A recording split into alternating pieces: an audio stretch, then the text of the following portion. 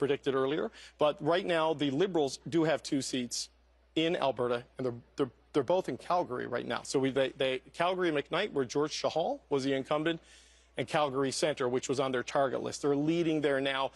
They are not ahead in Edmonton. That is where they had 1 seat. That was Randy Boissonneau's seat in Edmonton Centre. That is blue right now in Edmonton Strathcona, maybe the safest NDP seat around.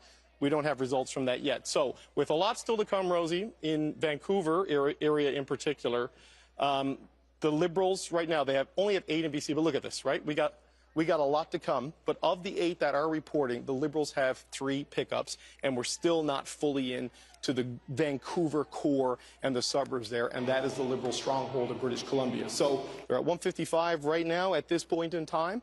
There's still upside growth there for them. You can see a path to the delta of 17 that they need, and it might actually include Delta, which is a seat they hold on the Lower Mainland.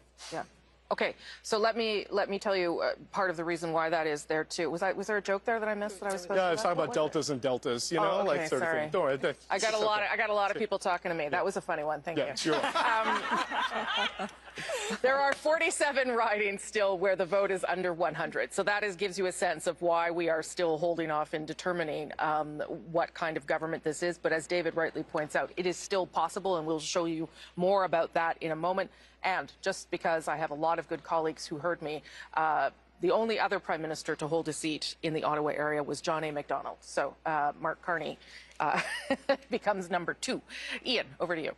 So interesting things happening in British Columbia in terms of the vote. And let's look at the vote change so far in the province of British Columbia. And you see both the Conservatives and the Liberals up. Liberals up by 15 percentage points. And who is down? Well, no surprise. The NDP, almost 16 percentage points. And in some of the ridings, you can see the impact of that. Let's take a look at Kelowna. Kelowna is really interesting because if you look at what happened to the NDP support there, at least as of right now, it was 18% in 2021. It's down to 2.7%. And it seems to be going to both the Conservatives and the Liberals. The Liberals right now in the lead, the incumbent in second place. Let's take a look at Okanagan Lake West, South Kelowna. There, the NDP support has gone from 18.9 percentage points to 5.5. Now, super early, but still interesting to note and to keep an eye on. And now Richmond East Steveston, this is another riding that kind of shows what's happened to the NDP support. It's gone from 19% in 2021 to 3.7%. Both the Liberals and Conservatives up. It looks like the Conservatives in Richmond East Steveston might be benefiting more from that drop in NDP support than the Liberals are. But throughout British Columbia, we said this hours ago. I mean, maybe it was yesterday, I'm not sure. But anyway, hours ago. We haven't been here since yesterday, to be fair. It feels that way, yeah, though. I know. Anyway, what would happen to NDP support? Would it drop? It seems to be doing that in British Columbia and in a province where the Liberals and Conservatives are so competitive in so many ridings. Who will benefit the most from that? Still very much in flux, but they both seem to be benefiting. Yeah, you're right. Okay, so let's get another part of that story, and that's to look at whether a majority is still possible here as we wait to make a firm call on what kind of government Canada has chosen. So here you go again. This is back to the House of Commons. All those red seats there, leading and elected. So that gets you up to 157. Now we're going to add incumbents to come.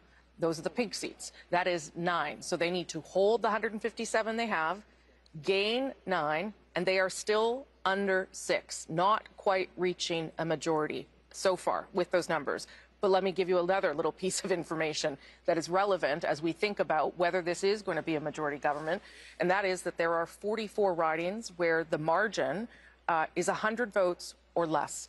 And in 24 of the Liberals are in second place, meaning that there is still a possibility that they could flip some of those ridings and indeed get over that threshold of 172. And that also tells you why we're not saying anything just yet, because there's a lot still in flux here. It's possible, but it's getting a little bit harder for the Liberals to get there, and they're going to have to work a lot harder in these other ridings and these counts in order to make it. Let's go to Adrian now, who has some results. You bet. You're talking about tiny margins. You're talking about areas the Liberals want to flip. Let's look at some of those. Let's start with Kitchener Centre. You are not seeing green on the map on the bar at the bottom because Mike Morris is trailing by 33. Just 3 out of 213 polls reporting, but it's the very thing Rosie's been talking about. Let's look at another one, Hamilton Centre. Again, the NDP wanted to hang on to that. Liberals are leading with 55, just 55. One last, another one that's tiny margin. That is Niagara South, and that is a riding that would have flipped to the Conservatives in redistribution. The Liberals are holding it with just 22. Only one poll reporting there, Rosie. Okay, so some of those early results you're seeing, some of those tight places. Oh, I think you've got one more elected here. Well, yeah, look at that, and that's a big one to miss. That is Leslie Church, projected elected in Toronto St. Paul's. That was a rematch against Don Stewart. That lead, 1,840. She lost that by 647 votes in that by-election that started everything that's happening right now. You can draw a direct line between that and this. Yeah, that loss, that by-election loss, was part of what got Liberals upset with Justin Trudeau and starting to speak more openly about how he needed to leave. A lot of Conservatives thought that that by-election win was an anomaly, and indeed, the Liberals have taken back that riding tonight with Leslie Church. Let's have a look at Conservative headquarters now and see what's shaken over there. Also in Ottawa. Okay. To be clear, it's a bad night for the NDP. It is a bad night. And of course, my disclaimer is the Alberta New Democrats are not the federal NDP. And certainly we don't always agree on everything. But when we think about some of these values, when we think about the value that I think most Canadians want, you know, they want public services that work. They want an economy that provides for jobs, decent, good jobs for workers now and in the future. They don't want to pay too much in taxes. Nobody does. They want a government that is fiscally responsible. So by and large, I think that New Democrats can say this is what we stand for. And for whatever reason, the federal New Democrats have not been able to make that case. But I will say one thing, and I've said this as a political pundit, and I'll say it as a partisan now. When you look at what was accomplished in terms of pharmacare, dental care, child care in this last government, none of that would have happened without the New Democrats, but they've been unable to, I think, to make that case to voters. Okay, Naheed Nenshi, leader of the NDP in Alberta. Thanks so much. Thank you. Donna, these numbers are just, they're really interesting, right? Like 18 ridings yet to report, only 18 left. Again, those numbers themselves can pick up a handful yet to get to 172. The NDP need to pick up 4. You can imagine the Conservatives hoping the NDP win some of those BC ridings so that keep the Liberals from getting to a majority. So the Liberals with the NDP right now, let's say a Green, if the Greens win that seat. They're still not reaching 9. No, I mean a minority being. No, but it's pretty, you know, it's beginning to look clear, as we were saying earlier, because the swing meter was... The Liberals are going to form government. We don't yet know whether it's going to be a majority government or not. Those by-elections that we were talking about, this happened in Toronto St. Paul. We hosted one of a by-election special there and with LaSalle and Marivera. It was 2, 3, 4 o'clock in the morning before you got results. Now, with a leader and a seat on the line, may go faster, but they had to count tens of thousands of these. Yeah, that's the challenge they're up against. I do have to say that those numbers that we saw there with a Liberal advantage, it's because the advance polls were counted first for that riding. So let's not, you know, no one's going to suggest here that that's the direction this is going to take. Arif, you wanted to say something there? Well, I think you know, it's interesting. You showed that photo of the folks in the conservative room, and the concern that I have is actually what it's going to look like that first Conservative caucus meeting. What I'm getting at, Rosemary, is that in terms of expectations, the expectations were quite large on the part of Pierre Poilievre's caucus, that he would deliver them into government, minority or majority, but he would deliver them into government. They have this legislation that we deal with all the time as parliamentarians. First act of a caucus is to decide on the Michael Chong private members bill about what we're going to do. If you want to get going, Andrew Coyne's ready for this conversation. But it's an interesting conversation because I just think what we've seen after consecutive elections is Andrew Scheer turfed, or O'Toole turfed. So Pierre Poilievre is concerned with his caucus and the expectations. And I would hear about that on the floor of committees, Rosemary. I would hear about it on the floor of the House of Commons. People measuring the drapes on their future ministerial offices. Yeah. That has not happened tonight. There's going to be unhappy Conservatives. Sure. But let's see. If he improves the Conservatives' results from the last vote, which was 128 with redistribution, he's at 133, 134 here. I don't know. It's possible that some people will want to let him. He could say this is a partial victory if he holds him to a minority. I don't know. I'm just saying. Andrew, you went in, and then I got to go to Catherine here. One thing to measure the drapes, another thing to measure the coffin. I mean, it's maybe a little early for that.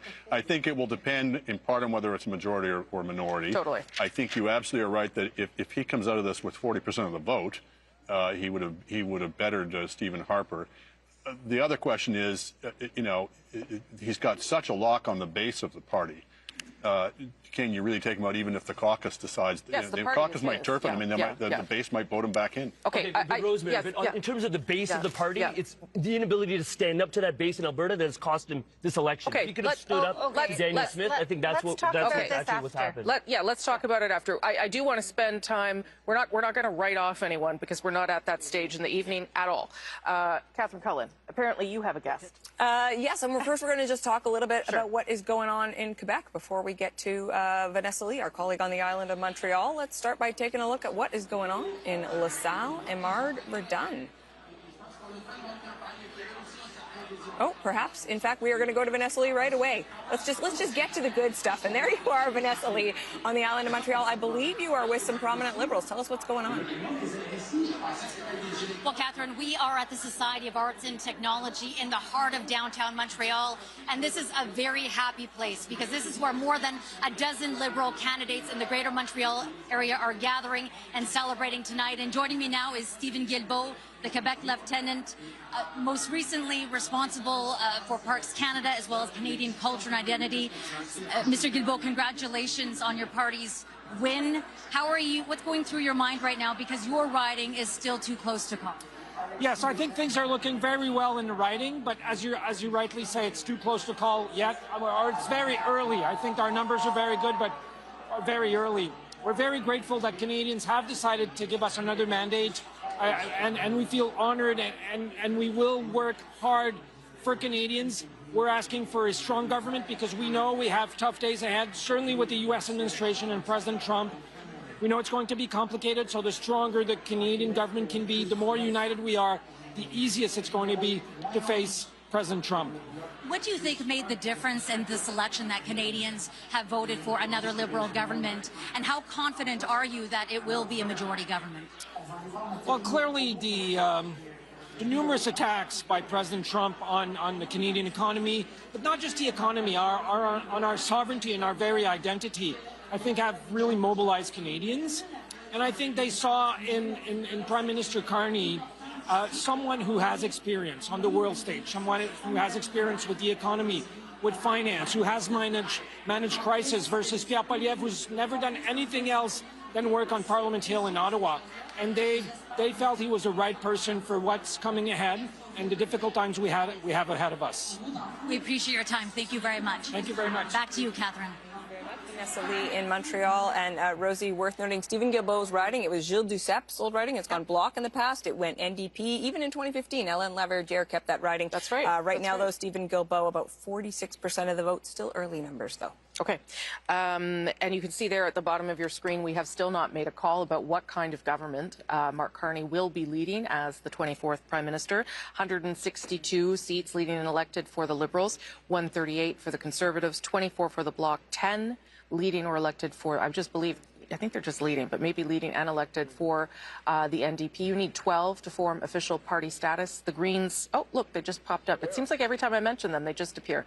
Leading and elected in 1. Remember that the number that the Liberals are still hoping to get to tonight is 172. That would give them a majority government and, of course, the ability, the mandate to implement their agenda much, much easier than if they're going to have to work with another party. But what we're seeing tonight is really the story of what this election has been. Largely a two-party race and the collapse of the Bloc and the NDP's vote right now. I want to talk maybe a little bit about popular vote and whether it matters here. I'm just looking at our dashboard. The Liberals are at 44.7%. the Conservatives at 40.6. And I would just note that these numbers are so big, right? They are so big compared to what you would normally see in an election. 2015, for instance, Justin Trudeau won his majority with 39.47% of the popular vote. That is, I guess, just because we're in this two-party race. Is that how I should read that, Chantal? Yeah, you should also wait to have the full score. Yes, of course. What you're getting is a lot of those Alberta Conservative votes that are kind of pushing theirs up, raising the numbers for the Conservatives. But having said that, yes, it is both numbers are way too high for the kind, and that's why when you look at the seats and the possibility of a majority government, it's really hard to have a minority government if you do not have a strong third-party presence. And at this point, yes, the Bloc looks like it's going to get 23, 24 seats, but still, we're used to parliaments where minority rule means many parties that have an official party status. Yes. And at this point, that's not where we're going tonight. So I'm curious to see how the night unfolds. Yeah. I notice there are still loads of places where the vote is barely being counted. Yes, there are probably half a dozen places where, no, 24 places where it has barely been counted. Worth remembering here that I think it's 6 of the last 8 federal elections have produced minority governments, right? The last majority government we had, of course, was Liberal in 2015. And with 4 parties with official party status, we look like we're going down to 3. I don't really believe there are loads of New Democrat votes hidden in those uncounted votes. No, we might get to 4. Does that concern anyone that there is fewer, less representation of parties inside the House of Commons in terms of what that means for democracy, Andrew? I don't think it's a good thing or bad thing on its own. I mean, again, you get into the issue of how representative is the popular vote in that regard. How well represented is it in terms of the number of seats? Yeah. But ultimately, the electorate is going to decide whether they want to have a multiplicity of parties, or maybe in the present circumstances. That's the question: is this a one-off, or does this represent a greater degree of change? We've seen the NDP written off before they came back. We've seen the Liberals written off before. The Bloc too, yeah. We've seen the Bloc. Yeah. So these are enduring brands, and the wheel goes full circle, and they may come back. Chantal, then Althea. On the NDP, they went from no official party status in '93 to a decade or 2 later, I admit, but they still, at some point, they had presence across the country, from Atlantic Canada to BC, including Quebec.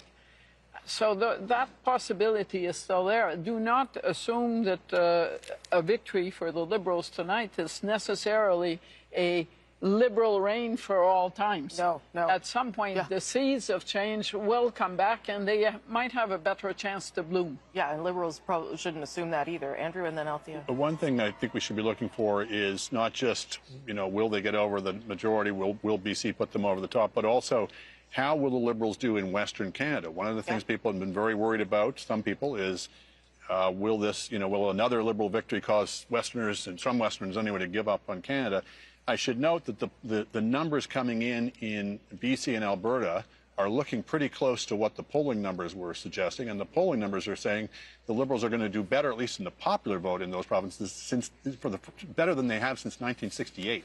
So that should hopefully dampen down some of the sort of attempts to portray this as the West being shut out yet again. We'll see. Last word to you, Althea. Just a few things. So on that is something that the Liberals were quite concerned about, which is why Mr. Carney spent the last day going to Saskatchewan, going to Alberta to make that case, hoping to grab seats that they otherwise did not have. I think it's not a thing about democracy if there are no parties, smaller parties in the House. I think it's just, if the balance of power is the Bloc Québécois, it is an opening for the Conservatives to say that it's an illegitimate coalition, much like they did in 2008, which basically means that we will have another election. But it's not a coalition. It's just one party helps another, right? Right. But they framed the last supply and confidence agreement as a coalition. The just Bloc because isn't about to sign a supply and confidence agreement of course with anyone. not. They will do issue by issue as they always have, as they have always communicated. But that will not stop the Conservative Party from framing it in that way. Right. And I think it will make it very difficult, especially if Mr. Poilievre remains the Conservative leader, because I don't see areas where, although there actually are lots of policy areas where they could get together, I don't see the personalities leading to cooperation in the House of Commons, which basically just means that we will have an election, if it is a minority government and the Bloc has a balance of power, either later this year or next year. But at that level, if the NDP doesn't even need official party status, it can have a share of the balance of power. Let's agree that we are not yet in those scenarios where the Bloc was going to become the official opposition, and then I was going to hold a knife to the throat of the government. That's not what's happening. No, I got to get to David Cochrane here. He's got some stuff from the 905. Well, look, this is part of the reason why we are where we are. You see the Liberal number actually retreating a little bit. Right now, they are only at 65 seats in Ontario. They are down 10, down 11. And we're going to look at the Greater Toronto area, and this gives you a sense of where we are right now. So you can see here, that Mississauga is blue, Brampton is blue, another Brampton is blue. So Peel region has been breached by the Conservatives at this point in time. As we were saying earlier, this is the gate that they need to break down and get closer to the downtown part of Toronto if they're going to make it more of a game at the top line numbers, but certainly in Ontario. And the Liberals are having a little bit of a struggle, at least at this hour of the night. Similar story. There we go. In Vaughan Woodbridge, this is a Conservative-held seat. Thornhill, that's Melissa Landsman. But York Centre, this is another Liberal seat that is blue at the moment. And in Richmond Hill, Aurora, Oak Ridge is a Newmarket, Aurora. York region and Peel region. The Liberals felt pretty good about Peel region. There was some top-line polling suggesting that it was tightening up there as you got towards Election Day. And you are seeing that also up in the York region, which is what the Liberals were the most worried about in their seats in Ontario. But an interesting thing developing as well here in southwestern Ontario, because look, the Conservative number is 144. Like, that's way up for Pierre Poilievre. Like, that is a big increase in the seats, at least at this point in the night. In the NDP, from Hamilton to London to Windsor right now, those are blue. The conventional wisdom was the collapse of the NDP vote would elect Liberals. But if the Liberals and the NDP both are strong second and third, the Conservatives could come up the middle. That may be what is happening in those areas. And just going back to the GTA, I know this was a concern up in the York region here, was that the NDP vote dropping would help the Liberals run up the score in the downtown Toronto core, where they're going to win just by larger margins. But there were not really any NDP vote to be gained in a lot of these 905 outer areas. And that would just, you would have a false sense of how viable you were in those ridings, and you would see Conservatives flip those blue. So the Liberals, still early yet in Ontario, but vote inefficiency not playing in their favor as they are down double-digit seats in a province that pollsters from start to finish had them up double-digit points, right? But that, again, speaks to what we're talking about around the popular vote and the seat efficiency. Nothing is working as it normally would in an election. That's what's happening, right? Yes, and Donald Trump obviously disrupted this entire election. I mean, the U.S. president makes about $400,000 U.S. a year. The Liberals should probably book that as a campaign expense, given the way that it's helped them throughout this thing. But, until we get sort of the urban votes in mass number to know exactly how the cities of Canada are going to vote, and the suburbs of Canada are going to finally vote, and of course British Columbia, it's hard to know if they're going to get there. But the vote efficiency that has helped the Liberals win the 2019 federal election and win the 2021 federal election, despite losing the popular vote, at this stage, we're not yet seeing that. Now, they're starting to tick back up. They're in 161 right now. Them and the New Democrats and the Greens, Rosie, that's a majority. You got a bingo right there. But, that's a whole lot of work that still needs to be sorted out at this point of the night. Okay, thank you so much for that, David Cochrane. If you're just tuning in, we have, in fact, called a Liberal government with Mark Carney as Canada's 24th Prime Minister. He also has been elected for the very first time in his life in the riding of Nepean. We are waiting to see whether it's a minority or a majority, so we're going to go to Adrian now, who's got some results, projected results, maybe that will help us get there. Indeed. So we're looking at a projected elected, the only one that is a flip in Ontario so far. That is Toronto St. Paul's with Leslie Church. Again, the only projected elected flip for the Liberals so far in Ontario. Wouldn't it be interesting to talk to Leslie Church? Well, why don't we do that? Let's talk to Eli Glasner, who is in Toronto St. Paul's with Leslie Church. Hello, Eli. Yeah, Adrian, so we are here in our room crammed with volunteers, and here she is, Leslie Church. Congratulations. I want to know from you that very close loss to Don Stewart back in June, and then to pick up the campaign and start again. How was it different when you started knocking on doors for now a second time? Well, the difference was really Trump and Mark Carney. Donald Trump, I think, has really set the stakes for this election in a way that understood at the doors. And the change of leadership. Mark Carney came in as a fresh, new, experienced leader for the Liberal Party, and I think people were looking for that too. So that really changed the playing field. And also it was more time to do the outreach that we needed, to hear from people heading into a general election as opposed to a by-election. And I think that was really important. So I'm deeply, deeply grateful for the results tonight. You lost in the by-election to the Conservative Don Stewart, a small margin of votes of just over 600. Now here you are. How are you feeling this evening? I feel very good. I feel so grateful for the trust that the community of St. Paul's has put in me. I'm so grateful for the team. We've had just people coming out in this election in ways that I've never seen before, getting involved because of what's at stake. And so I really hope to continue that engagement as we go forward. I understand people were coming to your campaign measure when he was out putting out signs, something like 4 times the amount of requests for signs. So there really was, this time as opposed to the by-election, a bit of an uphill battle. A lot of voters talking about Justin Trudeau, not so happy, but a different atmosphere this time. Well, look, the world has changed, and St. Paul's feels that. And so it's absolutely true. We had people coming in literally off the street, getting involved in their first campaign of their lives, saying this matters, this is going to be the most important election of my lifetime in Canada.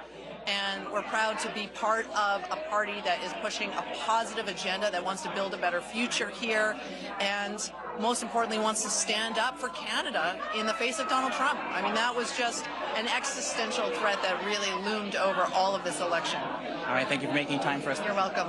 Thank you. There you go, Leslie Church. Here at Toronto St. Paul's, very dramatic riding, bit of a bellwether, bit of a wake-up call for the Liberals when the by-election, a big surprise when Don Stewart won just a very small margin. But as you're seeing from those results, a very dramatic difference tonight. And certainly when she came downstairs and entered, this celebration, there were loud cheers. And as we were hearing from the organizers, when they were out on the street, when they were knocking on doors, the thing they were hearing again and again, it was Trump and the tariffs, and those concerns has brought this red wave back to St. Paul's. It was a red riding for many, many years with Carolyn Bennett, and it is red now once again. Okay, all right, Eli Glasner, who was with Leslie Church there. That's the story of Fortress Toronto, but if you go outside... Oui, mais deux points de base, c'est énorme. Ouais. Quand on réalise, Hélène, qu'ils sont jamais allés plus que 39 oui, mais si votre adversaire fait plus 7... Non, oui, non, ça je le sais. Ouais. Ça je le sais, j'en suis conscient. Mais le chemin existe s'il se fait élire ce soir. Le chemin existe pour lui d'être chef dans un gouvernement minoritaire, chef du Parti conservateur. Je reviens à ma théorie. Carney est très heureux. Il est sur le Airbus 321. Il laisse tout le monde en l'air, il se promène partout. Négocier avec Trump. On évacue donc le problème avec les Américains. Et là, s'il y a une autre élection, à ce moment-là, Poilievre est sur de bonnes... Mais c'est certain que si on est en situation minoritaire, Poilievre ne va nulle part. À moins qu'il fasse un siège. Oui, c'est ce que je dis. L'avenir dure longtemps, mais moi, je vais en ajouter sur mon collègue ex-sénateur et ministre, c'est que, imaginez le degré de difficulté. Donc, Pierre Poilievre, dans un contexte complètement nouveau, avec un roi fou à Washington, un banquier qui prend la place de Trudeau et qui lui prend son programme, sur la taxe carbone, sur les baisses d'impôts, et il progresse quand même à 41 %. C'est quand même quelque chose. Il n'a pas démérité de la famille conservatrice, et je pense qu'il a un avenir devant lui. À 41, je pense qu'objectivement, Michel, vous êtes d'accord, il n'a pas démérité. Là. Absolument pas. Absolument pas. Puis ce qui est fascinant, c'est que l'Ontario, c'est l'industrie de l'automobile. Et c'est au cœur des négociations avec Trump. Et normalement, les libéraux auraient dû faire des gains beaucoup plus importants. Et là, ce qu'on voit, c'est que c'est les conservateurs qui vont chercher ce vote-là d'une certaine façon. Puis je ne le regarde pas là, circonscription par circonscription, mais sur le principe même, l'Ontario, c'est important. Et dans ce sens-là, ben, sa stratégie d'aller vers les travailleurs aux dépens du NPD, qui normalement devrait être le parti des travailleurs et des syndicats, ben, ce soir, c'est les conservateurs qui récoltent ce fruit-là. Et juste pour terminer sur ce que Michael dit, je sais que lui, il pense qu'à Noël, c'est terminé. Moi, je pense pas qu'à Noël, c'est terminé, dans le sens qu'il y aura avec Trump, il y aura d'autres conséquences. Et c'est pour ça que c'est important de voir si c'est un gouvernement minoritaire, ça change la donne pour le reste des... En tout cas, ça ressemble à ça, ce qu'on a devant les yeux. Là. Je ne sais pas ce qu'a pris le conseiller libéral, à moins qu'il y ait des chiffres qu'on ne comprenne pas. Là, mais ce qui est intéressant... Ah, excusez. Non, Sébastien, Grand Toronto. Oui, Grand Toronto, c'est là que ça s'est joué pour distancer le Parti libéral d'un gouvernement majoritaire au moment où on se parle, parce que les conservateurs ont quand même fait des gains. Regardez, ça, c'est les résultats de ce soir. Donc, vous voyez le bleu qui est ici. Le bleu qui est ici, c'est des circonscriptions où les conservateurs sont en avance comparativement à 2021. Donc, c'est des prises pour le Parti conservateur qui rentrent un peu dans Toronto. Et si on regarde de façon plus générale d'autres sections de l'Ontario, ici aussi, c'était très conservateur avec des grosses circonscriptions. Mais dans l'analyse un peu plus fine, ils ont aussi fait des gains sur les libéraux, notamment ici. Donc, l'Ontario a livré d'une certaine façon pour les conservateurs et n'a pas livré pour les libéraux, ce qui fait en sorte qu'on se retrouve avec les chiffres actuels. Ça se resserre quand même 156-148. Alors, c'est pour ça que j'ai un grand point d'interrogation avec peut-être le texto du contact de Louis. C'est un texto il y a 3 heures. Où il y a du piratage. Parce que ce qui est intéressant, à l'Ontario, Sébastien parle de Toronto, mais effectivement, le sud-ouest de l'Ontario, c'est important. Ce sont ces circonscriptions qu'on appelle les pivots, celles qui passent du rouge au bleu d'une circonscription à l'autre. Et moi, je regardais des endroits comme Aurora, Cambridge, Flamborough, Milton, Markham, Unionville. Tous ces endroits-là sont en train de basculer bleu. Et ça, c'était là-dessus que misaient les libéraux et ça ne s'est pas produit. Au total, c'est 16 sièges de plus pour les conservateurs en Ontario au moment où on se parle. C'est vraiment pas ce qu'on prévoit. Alors, je vous redonne la parole, mais une petite seconde pour préciser une chose. Il y a actuellement, à 23h10, 33 luttes extrêmement serrées. Et donc, je refais le fil avec le conseiller qui a parlé à notre ami, c'est que si dans les 33 luttes, il y en a 20 qui tombent du côté rouge, ils ont effectivement une possibilité encore de devenir majoritaires. Il y en a 33 là où c'est serré, serré, serré. Et c'est arrivé... Si elles tombent de l'autre côté? S'ils tombent... Non, mais les libéraux... je vous donne un exemple tout de suite, Michael. Surrey Sud, White Rock. 2 petites voix, là. Là, c'est du... Puis là, ça a changé 3 fois. Alors, Victoria... plus 7. Si ça se confirme pour ben lui, ça compte pas parce qu'il est dans les avances ou en tête. Là.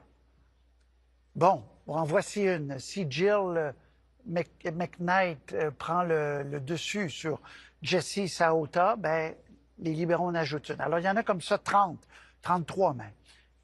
Ce qui fait qu'on ne peut pas pour l'instant confirmer que le sort de Carney est minoritaire et c'est comme ça dans Cumberland, Colchester. Si vous voulez faire 22, la mathématique, Patrice, les bloquistes, je ne dis pas qu'ils veulent faire ça, qu'ils vont faire ça, mais ils pourraient gouverner avec les conservateurs. Absolument. Et je pensais à ça tantôt. Si Poilievre avait bâti des ponts, s'il y avait... On revient tout le temps à ça. Si tu bâtis des ponts, puis tu as des amis, puis tu cries pas après tout le monde, ben quand c'est le temps de faire un truc comme ça, les gens sont plus ouverts. Sauf que ça alors, serait 156, 148... Non, on ne dit pas que ça va se faire. Non. Mais gouverner avec oui, ben il pourrait si. Mais rappelons-nous, à l'époque de Harper, l'idée était, c'est que les conservateurs conservateurs disaient que c'est le premier parti, celui qui a le plus de sièges, qui doit faire le gouvernement et qu'une telle coalition qui serait formée avec le deuxième et le troisième serait illégitime. Alors, je verrais mal M. Poilievre jouer... C'est l'argumentaire de M. Harper c'est intéressant. Oui, mais il n'est pas là aujourd'hui pour défendre cet argumentaire. Oui, c'est à lui qui a la première tentative de faire le gouvernement. S'il échoue, il peut y avoir une deuxième tentative avec avec l'opposition officielle appuyée par d'autres partis. Alexandre Boulris réélu. 5e mandat pour Alexandre Boulris dans Rosemont, la petite patrie. Donc, confortable pour M. Boulris qui se retrouve dans un caucus pour l'instant de 11. Gérard Deltel, réélu aussi facilement dans Louis-Saint-Laurent, Akiawandrac. Et Lévis-Lotbinière, Jacques Gourde. Tiens. Donc, les périodes de questions vont être... le futur Louis Plamondon. Bonne nouvelle pour Infoman. 8e mandat pour M. Oui, Gourde. mais he's coming up. Ah oui, mais Infoman a fait campagne, je suis sûr. Laurier-Sainte-Marie, élu. Stephen Guilbeault, ministre de la Culture et de l'Identité canadienne. Donc, élu, c'est Nina Machouf qui arrive 2e. Et University Rosedale, c'est réglé pour Chrystia Freeland. Je l'ai répété à deux, trois reprises, Mme Freeland, qui et elle parle en ce moment. Elle est un peu responsable de tout ce qu'on est en train de décrire, de vivre actuellement. Dans le Grand Montréal, Sébastien. Voilà, les libéraux ont réussi à aller chercher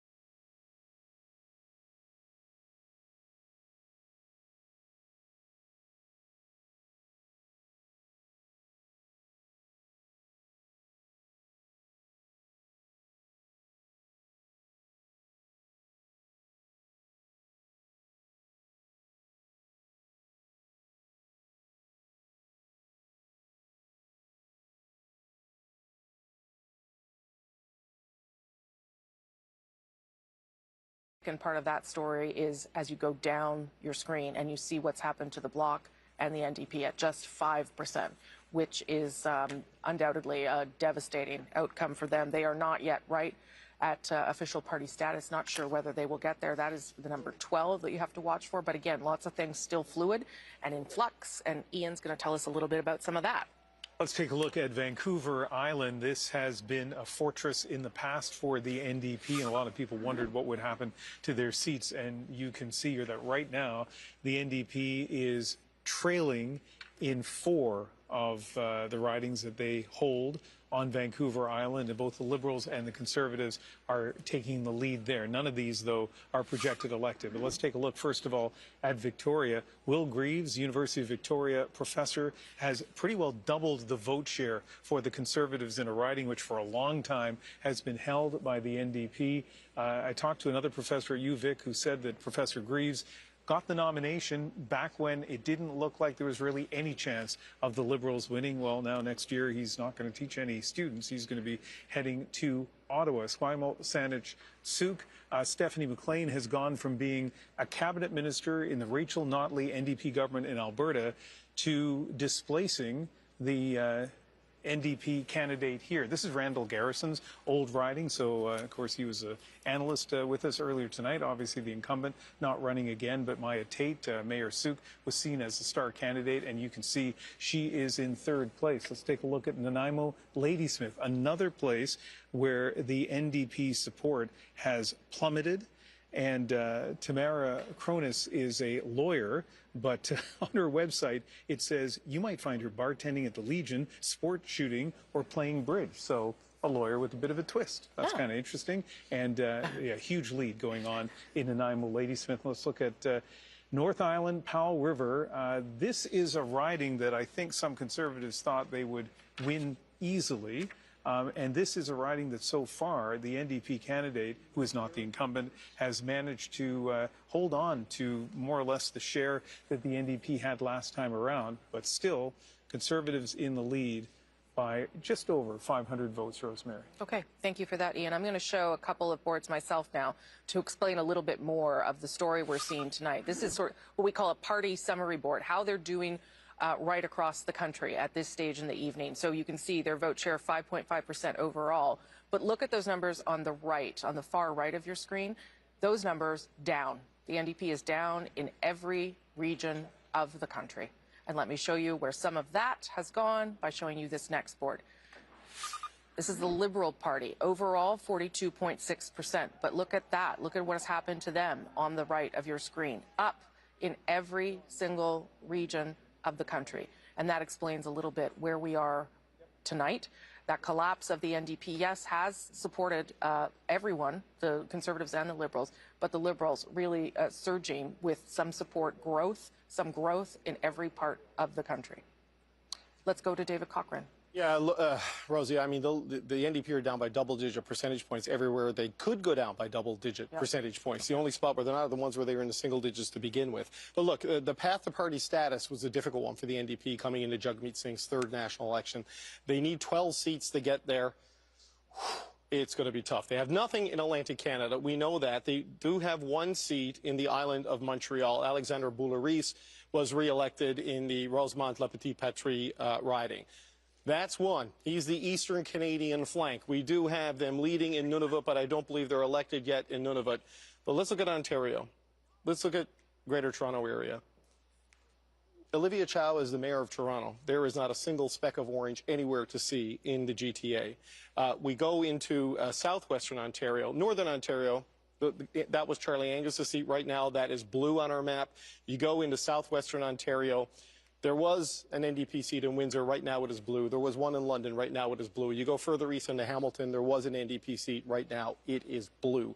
Their vote collapse, while the Liberals have gone up, the vote inefficiency has created a path for Conservatives in a lot of seats that I'm getting texts from people in the NDP campaign saying this is the consequence of strategic voting. People hurrying to the Liberals stop the NDP from stopping Conservatives in seats where if they're voted held, they might have won. Either way, they have 2 seats basically in the north and all of eastern Canada. You get into Manitoba, you go into Winnipeg.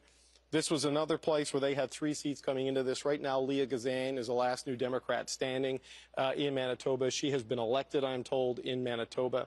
In Saskatchewan, they are nowhere at this point in time. You go into Alberta, you go to Edmonton. We already reported earlier, Blake Desjardins had lost his riding of Edmonton-Griesbach. Heather McPherson is leading right now in Edmonton-Strathcona. So that means, really, obviously, no growth potential here. No growth potential here. It all comes down to British Columbia. This is where the core of the NDP caucus was. They had 13 seats in the last parliament from British Columbia. Ian talked about what's happening on Vancouver Island. Well, you know, this is going to be tight. It's already one of the orange seats is flipped blue as the counting goes back and forth. You know, I have described Vancouver Island as the Narnia of Canadian politics. You've got green, red, blue, and orange. Nowhere else in the country does that happen, but it's playing out here on Vancouver Island. But you have Liberals in Victoria leading right now for the first time since David Anderson was a member of Parliament in the Chrétien years. But look, this is where it really comes down to right now, is the Lower Mainland. In Greater Vancouver, there were 5 NDP seats in Vancouver, including the leader, Jagmeet Singh. He's trailing right now. The others are close. Don Davies in Vancouver Kingsway, the last update I had on that was less than 300 votes. So these are the areas where the NDP needs to come back, Rosie, if they're going to get to the 12 seats. But is out of their vote. It's up to Vancouver to put it back in there. And I don't know if they have enough time and enough ground game to get it done at this stage of the night. Okay. Thank you for that, David. We can, though, elect another leader. Let's show you that. Elizabeth May has won her riding of Saanich Gulf Islands with a significant lead, more than 2,500 votes. She was first elected in 2011. She continues to be the co-leader of the party. Her other co-leader lost in his riding in Outremont, so we'll see what that means for the future of that party. But right now, only 1 seat, and it's hers, in British Columbia. She has always been an effective parliamentarian, but obviously difficult when growth continues to elude that party, particularly in an election like this. Chantal Hébert, what are you thinking? I think this is what it looks like when we'll have a 2-party system. Yeah. And the nights get long because it's a one-on-one battle. Yeah. And there are so many contradictions. I keep going back to the riding of Carleton. Yes. Mr. Poilievre's riding, which after 40 polls now, he is still lagging well behind. I'm not saying he's going to lose, but you would think they've done well in Ontario. And yet in his riding, this is happening. But the night we're having now is a direct product of the fact that we had a binary campaign. Yeah. And the reason why we're all a bit trying to find our footing is because we've never done an election night that was like this one. Yeah. Where none of the usual assumptions allow us to know how this is going to end. Yeah. Yes, we know it's going to end with the Liberal government. Yes. I also believe the advance poll thing and the lack of a protocol forces us to not go anywhere because we don't know where those votes have been counted. Yeah. And that hopefully will be the last time we will have an absent over the universal word on how you count those votes so that we know what we're dealing with when we see results. Well, and it can be done, right? Because the chief electoral officer issued that special directive for Carleton to begin counting advance votes 6 hours before because they were so long. Again, it is the choice of the returning officer, so that's what they get to decide. I guess the issue is, should they be able to decide that way?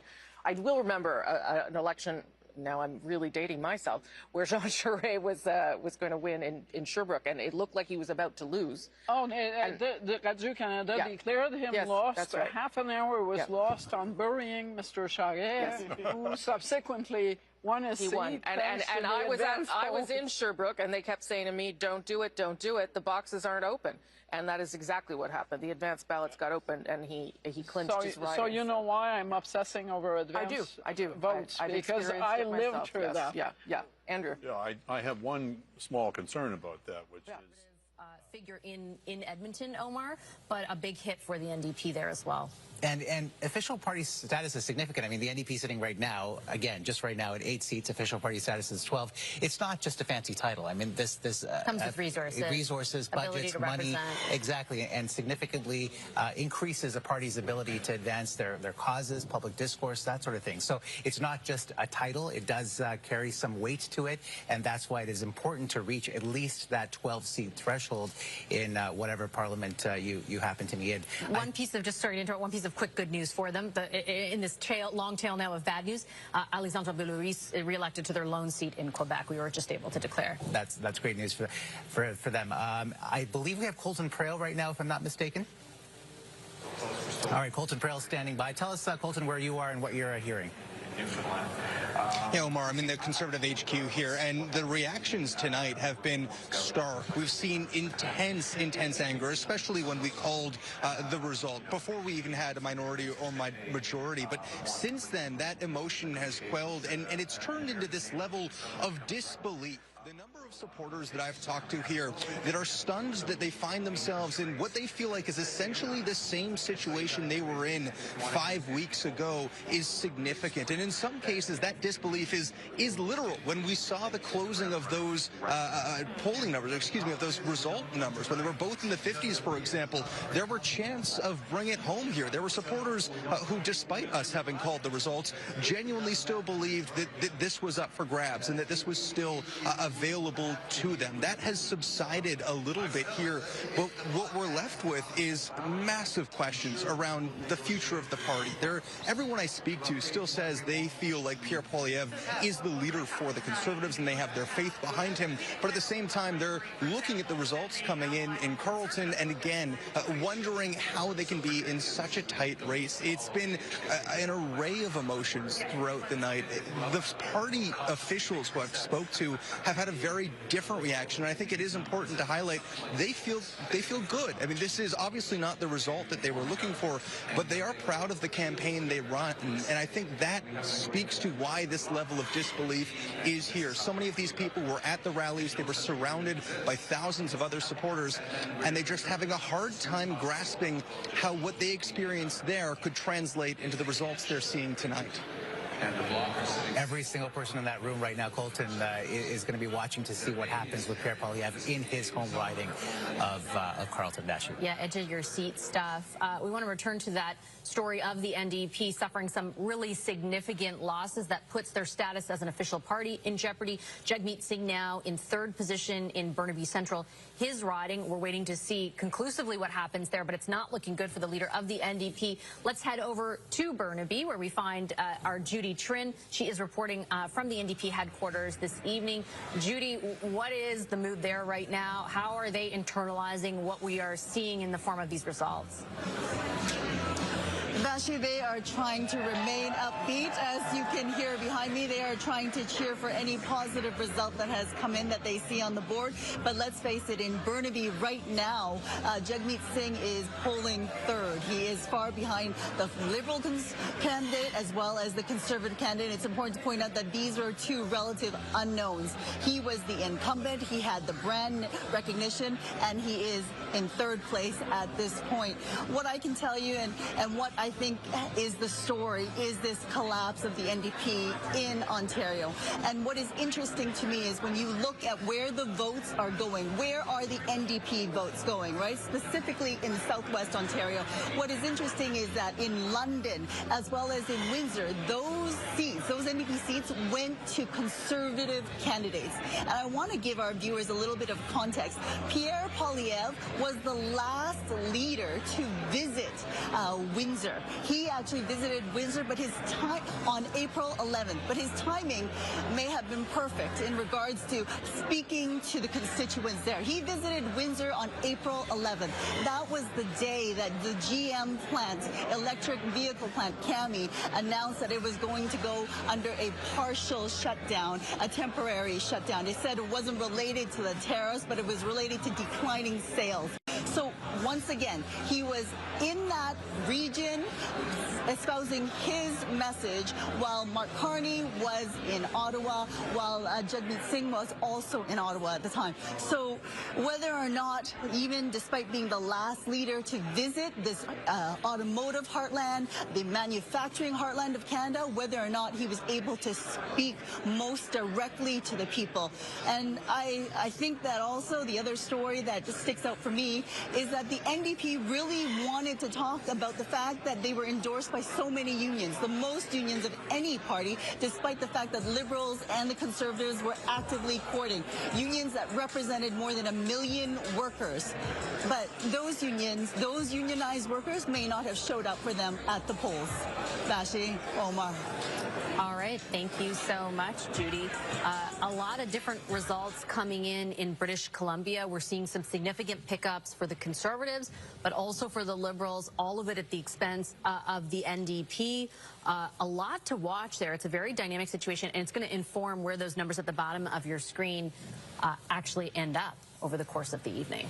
Let's get to Heather Butts. She's been tracking the context in all of this, looking at the people behind the numbers. And Heather, what can you tell us? Well, Omar, we're actually going to pick up on what my colleague Judy Trinh was just talking about there, and that is the NDP and how they ended up losing so many votes and where those votes went to. So, Nick, we're going to talk about vote efficiency. What does that mean for our audience? Well, you have to think of it this way, Heather. The thing is there's popular support, and the thing is that the number of seats you can generate with the votes that you have, the more efficient that you are, the more likely you are to win an election. In this particular campaign, those smaller parties, the NDP and the Bloc, just have been crushed by both the Liberals and the Conservatives. And let's head to southwestern Ontario. We're giving you a map, a visual representation of what Judy Trinh was just talking about. The fact that the Conservatives have really swept this riding, or excuse me, this region.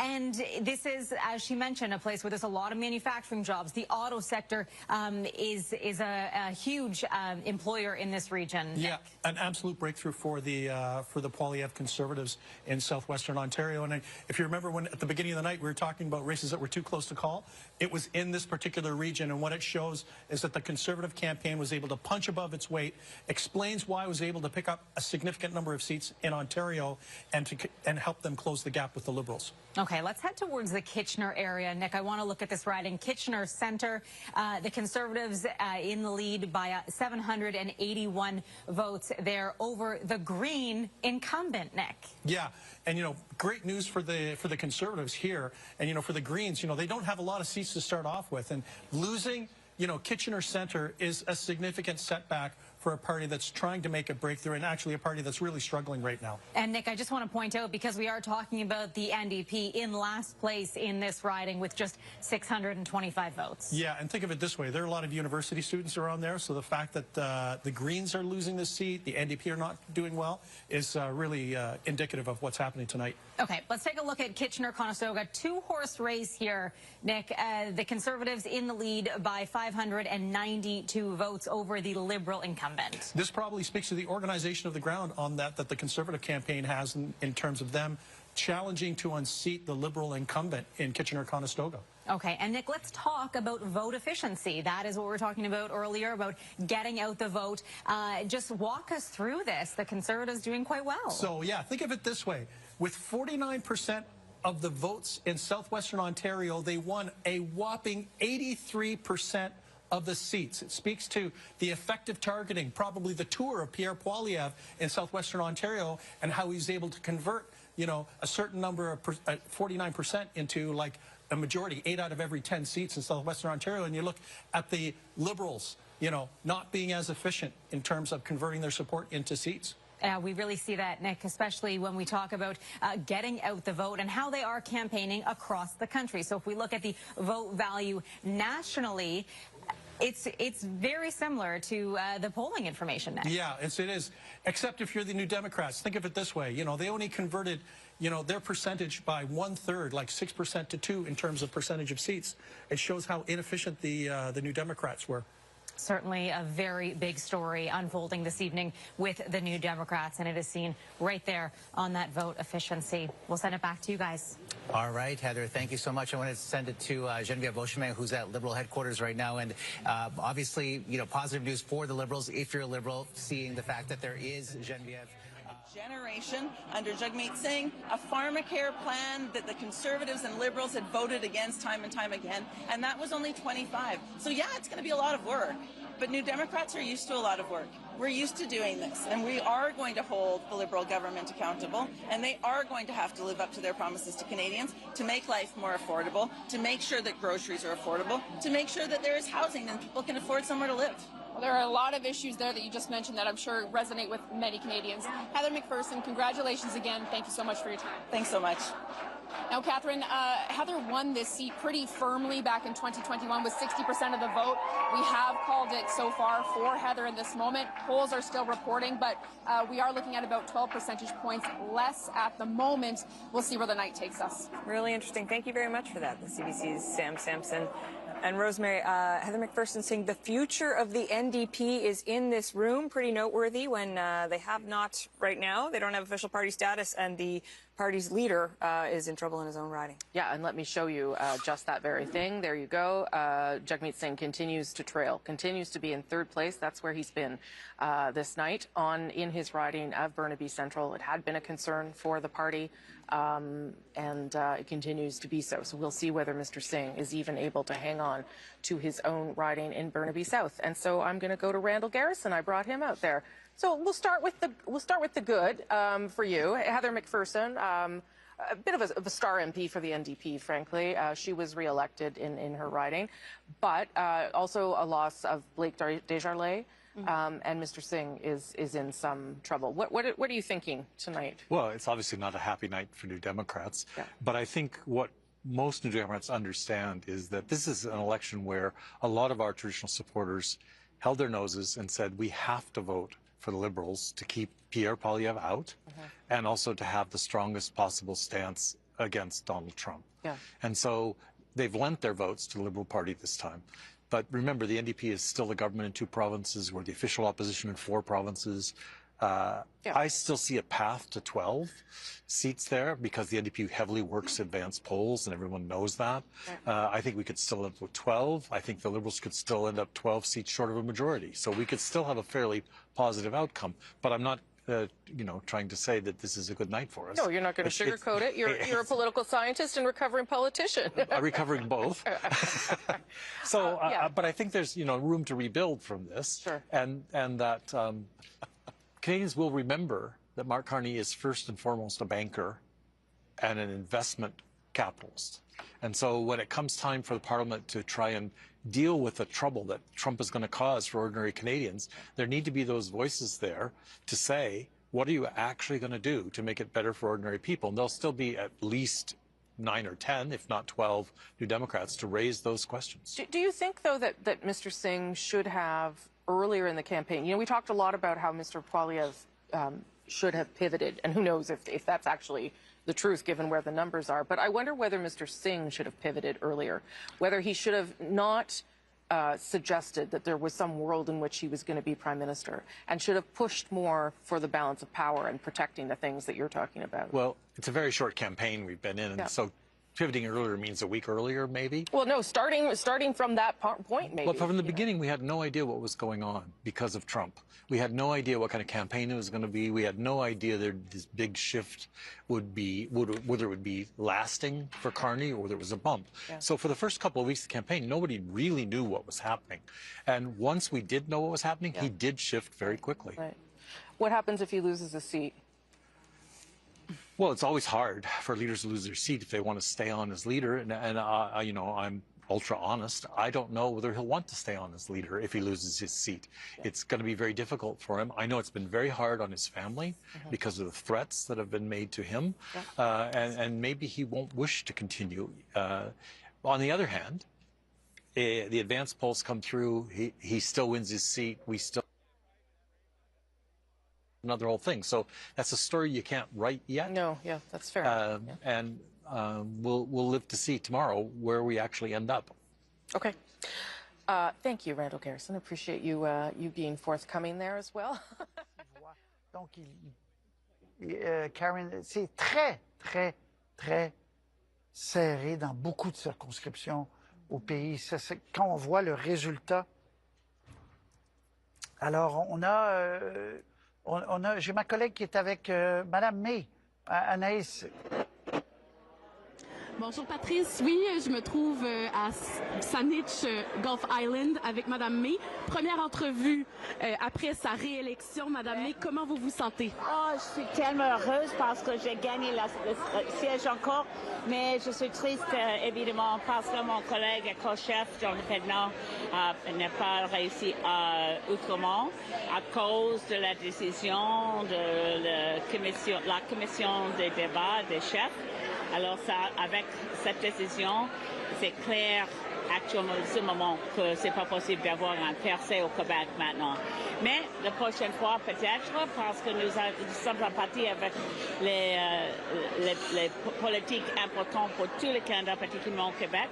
Mais ici, en Saint-Gilles-de-Golfe, avec une opposition, avec le vote pour les conservateurs plus haut et aussi pour les libéraux plus haut, avec une campagne au niveau national comme elle était comme une course des cheval, comme année pour les conservateurs, comme il était une élection pour un Premier ministre. Ce n'est pas notre système. Nous ne sommes pas les États-Unis avec 2 partis seulement. Et une élection pour un président. Nous ne sommes pas un pays comme ça. Nous ne sommes pas une démocratie comme ça. Et je suis vraiment fière de mon équipe, mes bénévoles, qui ont fait un job incroyable pour protéger notre siège vert ici à l'île de Vancouver. Et vous avez justement dit, si c'est un gouvernement minoritaire, vous allez vous assurer de garder le gouvernement imputable. Pouvez-vous nous en dire plus? J'ai parlé déjà avec le Premier ministre, j'ai parlé avec Mark Carney. Après, les résultats sont clairs que je serai réélu. Et il est quelqu'un il est un ami de longue date. C'est important d'avoir une approche très forte comme opposition pour protéger notre climat, les droits humains, les choses contre le président des États-Unis, de reste des buts contre les politiques de quelqu'un comme lui, quelqu'un fou. Alors je suis absolument prête de protéger les voix des personnes, les autochtones, les personnes ignorées par les grands partis de status quo, comme les libéraux. Maintenant, avec un Premier ministre, avec un mandat, je suis prête de travailler ensemble, mais en même temps de pousser pour les choses importantes que les libéraux à l'histoire bilingue ignorées. Merci beaucoup, Mme May. Donc, c'était Mme May qui était réélue pour une 5e fois, un 5e mandat. Donc, depuis 2011, elle est représentante de cette circonscription. Puis elle est heureuse, on la comprend, puis on la salue, Mme May. Donc, voilà les joies de la victoire.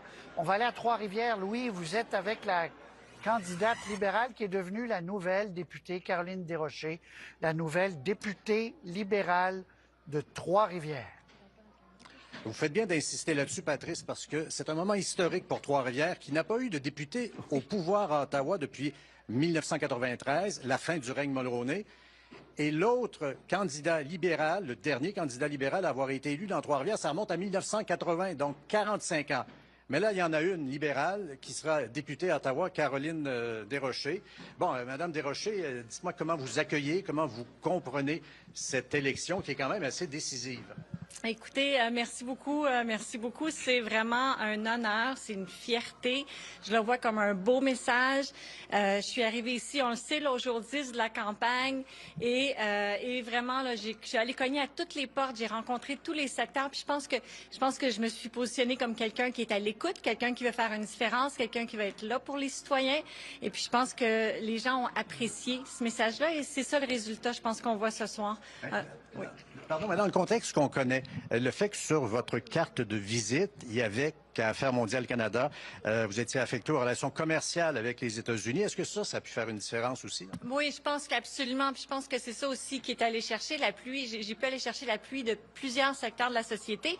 J'ai quand même travaillé longtemps à Washington, mais pas à Washington, mais je suis allée souvent au Congrès américain pour défendre les intérêts des entreprises canadiennes, que ce soit dans l'industrie de l'aluminium, l'industrie du porc, que ce soit la gestion de l'offre.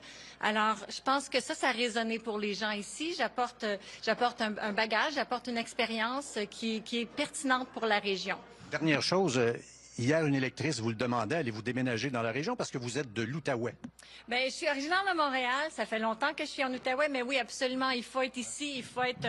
il y a le travail à Ottawa, mais il y a le travail aussi. C'est important d'être près des électeurs pour bien les servir. Merci, Madame la députée, qui est accompagnée d'ailleurs de sa mère. Alors voilà, Patrice, et pour ce qui est d'Yves Lévesque, le conservateur, très, très déçu. Il a dit, j'ai offert ma disponibilité aux électeurs qui l'ont refusé. Maintenant, la porte reste ouverte pour lui d'un retour aux élections municipales, ou à Shawinigan ou à Trois-Rivières. Les deux lui seraient accessibles. Il lâche pas, mais c'est bien. Louis, merci beaucoup. Et on salue la nouvelle députée, on salue sa mère, on salue tout le monde à Trois-Rivières. Merci de ce contexte. Alors, on va faire un certain nombre d'élus. Burlington, Karina Gould, qui est réélue donc dans Burlington. Depuis 1984, Burlington vote du bon côté, vote pour le gouvernement. C'est la circonscription baromètre au pays. Ah oui. Alors, encore une fois, c'était le cas ce soir, qui a fait, Mme Gould, une bonne campagne, même si elle est arrivée très loin derrière. Anita Anand, dans Oakville-Est, qui est réélue également. Donc, les pays d'en haut, Saint-Sauveur, Maureen Heights, Tim Watchhorn, qui était jusqu'à aujourd'hui maire de Maureen Heights, qui deviendra député de cette nouvelle circonscription. Voilà. Donc, on est à 160, 151. Je reprends, je fais du pouce sur ce que vous disiez, Jean-François, tout à l'heure. Je vais vous entendre chacun. À 160, si ça restait comme ça, le Bloc québécois, malgré les pertes, c'est quand même un scénario rêvé, parce que le NPD n'a pas la balance du pouvoir, même si vous ajoutez le vert. Là. Oui. Et en fait, ça met Yves-François Blanchet dans une situation de pouvoir assez sans précédent. Parce que, donc, il devra doser le niveau de sa menace de faire tomber le gouvernement, ce qui est toujours le cas quand on a la balance du pouvoir. Alors évidemment, il y a le numéro de cellulaire de M. Carney. M. Carney, peut-être, j'espère qu'il lui a donné le vrai, parce que ça arrive qu'on nous donne des faux numéros. Je ne sais pas si ça vous est arrivé, Patrice. Non. Oui, bon. Pourtant, je vous avais donné mon faux numéro. Mais écoutez, quand est-ce qu'il va utiliser l'arme atomique? Est-ce que c'est si dans la négociation commerciale, il y a un largage de la gestion de l'offre? Est-ce que c'est parce que M. Carney s'entête à convaincre la Cour suprême d'empêcher le Québec d'utiliser la clause dérogatoire? Est-ce que c'est sur autre chose? Quelle sera la liste de ces conditions non négociables pour appuyer le discours du trône? Avoir du pouvoir, ça vient avec la responsabilité. Ça vient avec une énorme, comme disait l'oncle de Spider-Man. Oui, avec énorme pouvoir, énorme responsabilité. Et ça va être intéressant de voir comment il va jouer ça. Mais il a clairement dit la semaine dernière que s'il était le balance du pouvoir dans un gouvernement minoritaire, il ne le ferait pas tomber à court terme. Et moi, je pense qu'il aurait intérêt à ne pas le faire. Je pense qu'au contraire, il pourrait, puis surtout avec M. Carney, je crois qu'il serait capable de négocier effectivement des choses pour le Québec et de, en tout cas, certainement, convaincre M. Carney, par exemple, sur la gestion de l'offre ou sur d'autres choses. Alors moi, je pense qu'il est gagnant en ne faisant pas tomber le... Mais je vous rajoute un élément, ce qui va mettre encore davantage en furie l'Alberta. Oui. Exactement. Be careful what you wish for. Comme disent mes collègues, Monsieur Blanchet demandait cette balance du pouvoir, mais je pense pas qu'il pensait vraiment, c'était juste pour avoir des députés. Là, il l'obtient probablement. Balance du pouvoir qu'il avait techniquement et en 2019 et en 2021, mais qui était complètement inefficace, ineffective, parce que les libéraux voulaient toujours être avec le NPD. Et là, je me demande, je parlais tout à l'heure de cette colère de l'Ouest face à un 4e mandat libéral trop à gauche, parce qu'on était accoquinés avec le NPD. Ben, je me demande quelle sera cette colère quand on va voir qu'on s'acoquine avec des séparatistes. Énorme. Il y a quelque chose La à l'horizon, dans la fracture canadienne. La fracture, c'était une des questions du débat, la fracture canadienne, parce que ça risque de réagir en Alberta, parce que là, le NPD ne peut pas avoir la balance du pouvoir. Si les chiffres ne bougent pas, c'est une pomme empoisonnée pour les libéraux. Parce que dès qu'ils vont faire une entente avec les bloquistes, les conservateurs, les néo-démocrates et même les Verts vont dire, vous voyez, ils s'allient avec le diable. Parce que dans le reste du Canada, les bloquistes ne devraient même pas être à Ottawa. Ils sont souverainistes, ne devraient pas être à la Chambre des communes. Et donc, ça va être compliqué pour les libéraux de se maintenir au pouvoir aussi longtemps qu'ils ont été capables de le faire avec le NPD, où il y avait une alliance là, qui était naturelle. Sur beaucoup de politiques publiques, les libéraux et les bloquistes sont capables de s'entendre. C'est dans le symbole que ça va envoyer à chaque fois, si on s'entend, que là, ça va grincer des dents ailleurs. Pour Mark Carney, ça va être compliqué. Oui, il y a la vraie vie là-dedans. La vraie vie, là, c'est mettre au défi les partis d'opposition de traverser. Moi, j'étais dans un gouvernement minoritaire. On n'a pas fait d'alliance et on s'est entendu pour faire adopter nos projets de loi à la pièce, en consultant les gens. Les gens disaient oui, non, peut-être, négocier avec le 3e, le 6e, puis on a avancé comme ça. On n'était pas brillants, mais c'est comme ça qu'on l'a pris. Vous étiez un nouveau gouvernement. Mais lui, c'est pareil, là, c'est un 4e mandat. Oui, mais tu es un nouveau premier ministre. Exactement. Ça va dépendre de M. Carney. C'est lui qui va avoir... Bien brave, Patrice. Tout à fait. Bien brave, le chef qui va faire trébucher M. Carney dans les premiers mois, nous faire retourner, dépenser 45 millions bien brave. François, je vais entendre François. Tout vient de perdre 9 comtés. C'est ça, de l'enjeu. On n'en parle pas de ça. Et là, on est dans le compte à rebours. On est dans le compte à rebours pour l'élection québécoise de 2026. Ça compte. Françoise, sur cette question-là. Michael touche un point auquel j'allais aborder. Arrêtez-moi ça, le Bloc gagne rien ce soir. Il perd 9 sièges sur 33. Il sauve les meubles, je suis d'accord. Mais après ça, on se transpose du côté de Mark Carney. Dans ce contexte-là, puis avec la difficulté en termes d'image par rapport à l'Ouest, il y a du travail à faire, Mark Carney. Là, mais moi, je suis pas d'accord.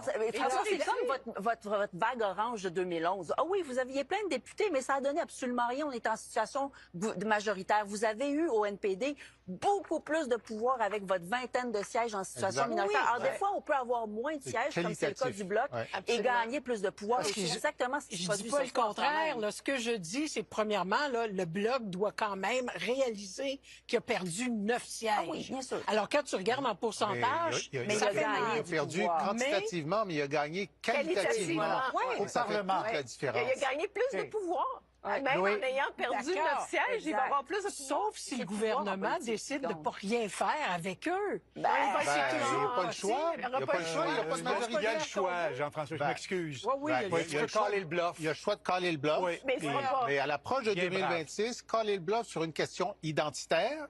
Ah ben là, ça va dépendre des... Très bien, Louis. Est-ce que M. Carney, est-ce qu'on va l'entendre avant demain matin?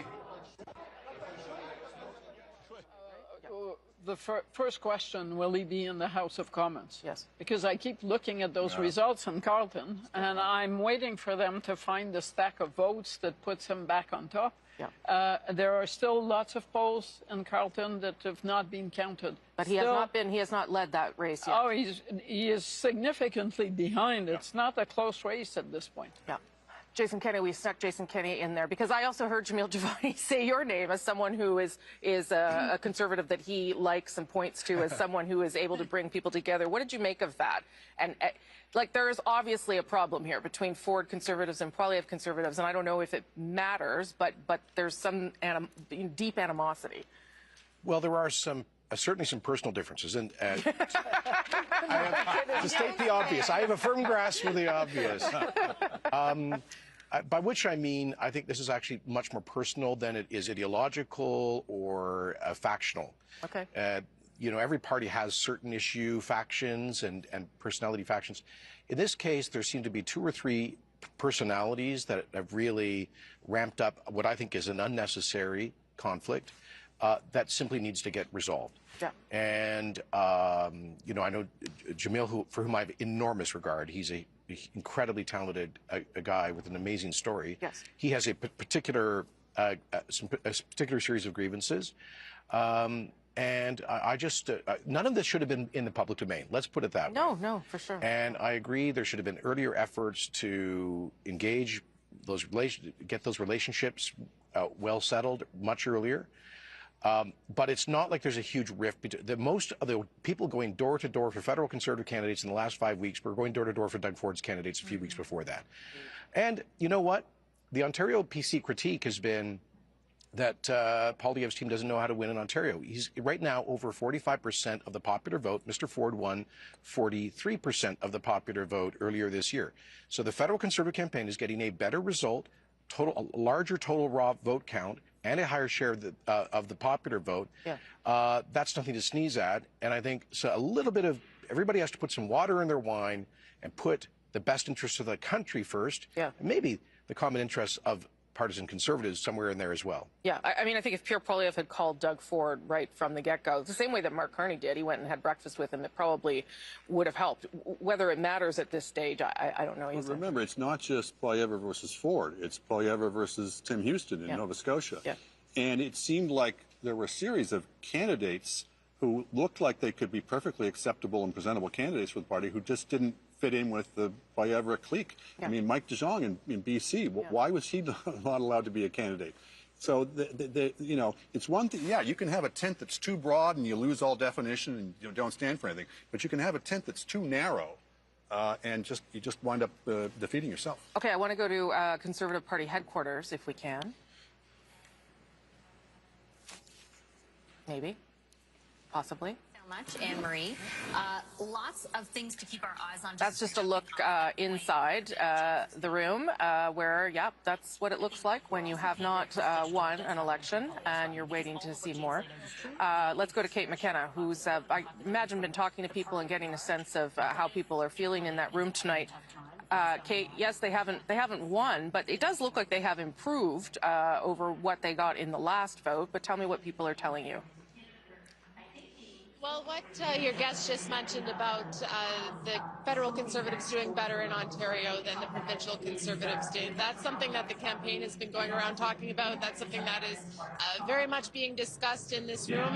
And yes, they are losing. They're aware that they're losing. However, they're happy. Well, I wouldn't say they're happy, but they're encouraged by their gains that they've made. They're encouraged by the amount of popular vote that they're getting. But of course, one thing that's hanging in this room is that Pierre Poilievre has not won his seat yet. In fact, he appears to be trailing in his seat. We are hearing that he is set to talk in a few minutes, but they did play the Jamil Jivani interview here at the same time. Obviously, it was on the CBC broadcast, and there was a lot of applause in the room for the things that he was saying. There was a lot of hollering and cheers for the people in this room who feel that Doug Ford's interventions in this campaign were not helpful, and they did not advance the Conservative cause in this very competitive election. So this ongoing rift appears to still be taking place within this party, and we'll be watching to see how it manifests over the next few days.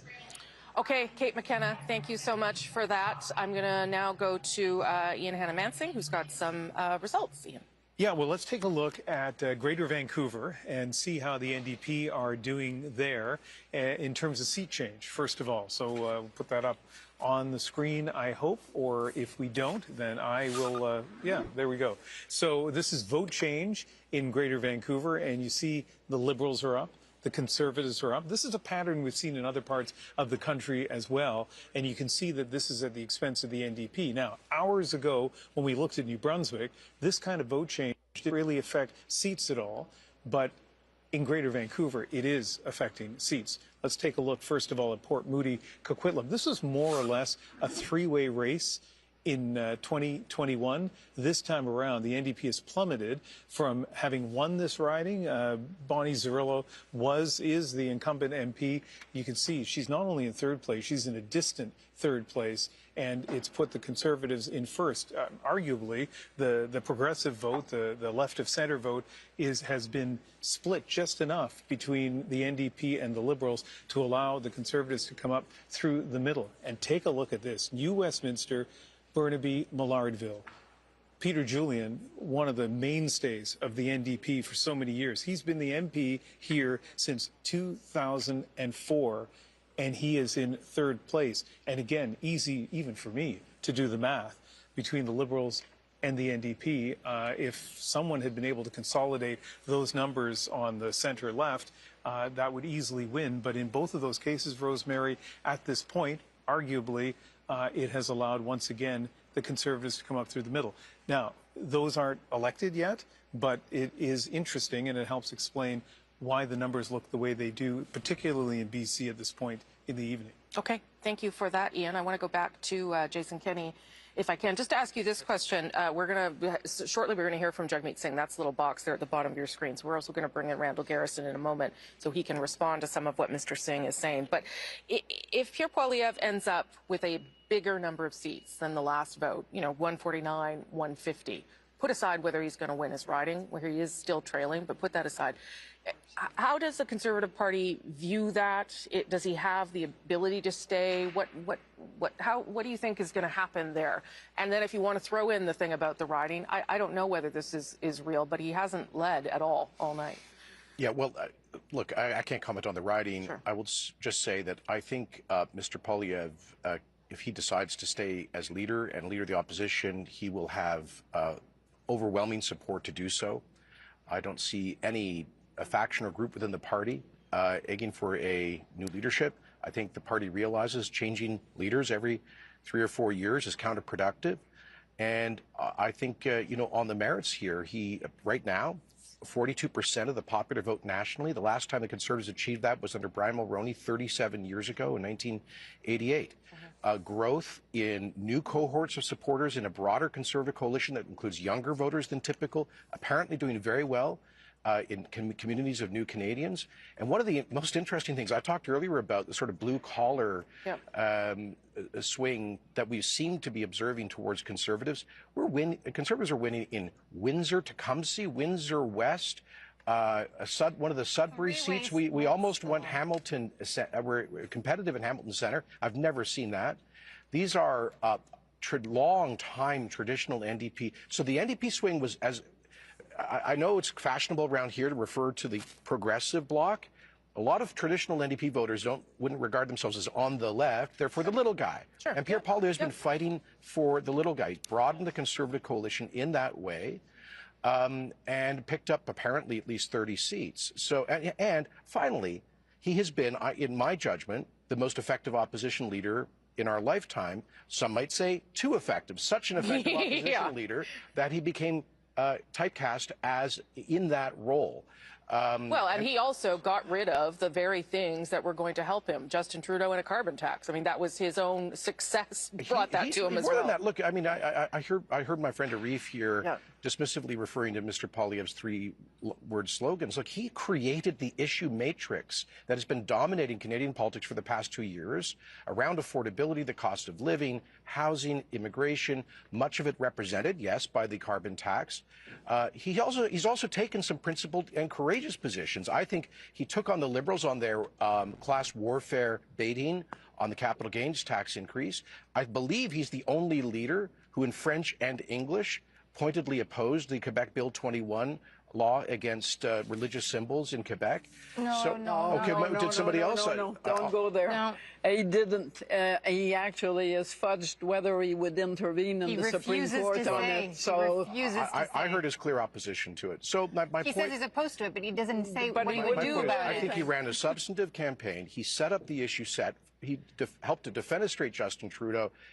And he's got the best result for a Conservative leader since 1988. Okay, and I take all those points, and they're excellent points, and I'm going to let Jagmeet Singh speak in a moment, except that wasn't the bar. The bar was 25 points ahead, and you were going to form government. And you're telling me no one in the party is going to be angry with him? Oh, there's going to be a desire for sure for a retrospective. And I think any leader after this circumstance should show some humility, should take a step back. And I think the important thing is, does a leader have the ability to learn and to grow? I think we've seen him modify his tone, his approach, his issue focus over the past several months. I think that demonstrates such an ability. He'll have to demonstrate that to the party, but I don't see anybody gunning for his job. Yeah, I'm not saying his leadership's in any trouble, but he needs to reflect on why he's not going to be Prime Minister tomorrow, because a large part of it was the leadership. The leader was the biggest liability for the party. The strategy that the party pursued, at least for the first part of the campaign, was clearly wrong. He bears responsibility for that. So he should clearly have to answer some questions to the party. It's also very dangerous to take for granted for both the Liberals and the Conservatives that the NDP weakness in this election is something that will be permanent. On the contrary, I don't know what Mr. Singh is going to say, but at this point, it's not really hard to imagine that it could be stronger with a stronger leader than it has been over the past 3 elections. Althea? Well, the ridings that you mentioned are three-way races, that they're not, that the Conservatives got in through the middle because of the progressive vote splitting. But I get your point, especially in the 905, where I think Pierre Poilievre did a really good job, especially on the crime stuff. I think the reason that he's going to have trouble, whether or not he wants to stay, is the interview that we just saw with Jamil Javani. That aggressive tone really does not sit well with a significant chunk of the caucus that has been reelected. And we will find out as soon as the first caucus meeting whether or not they decide to approve the Reform Acts, and the caucus gives itself the power to decide whether or not Pierre Poilievre stays. And I think that will be a way for them to negotiate, because I think there are things that they would like. One MP called it the end of the reign of terror. Basically, they want Jenny Byrne gone. And if the result is low enough, they will set conditions to say, you want to stay, well, these are the changes we want to see. Okay, quickly, Mr. Carney, because I'm going to go to Mr. Singh. Yeah, I would say, look, I think there are legitimate questions around tone. Yeah. And I think, amongst other things, if he had made an effort to more clearly position to auditioning for the role of Prime Minister rather than opposition leader late last year, it could have been marginally helpful. I don't think it would have changed the fundamental structure of this election. In the way things unfolded. Thank you. Thank you, Jason Kenney. Let's go to Jagmeet Singh. He's there in his riding in British Columbia. I should tell you that right now, as things stand, Mr. Singh is well behind in his own riding. He is in third with 4,000 votes. The other two far ahead. So things not looking good for him in his own riding tonight. And as we've shown you there, the NDP not even official party status. Let's listen in live.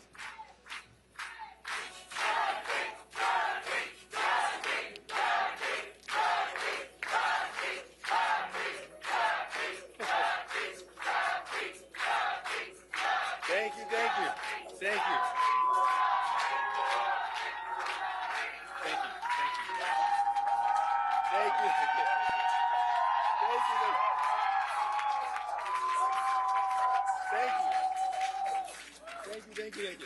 We're good. Thank you. Thank you. That was very nice, very sweet of you all. Thank you so much.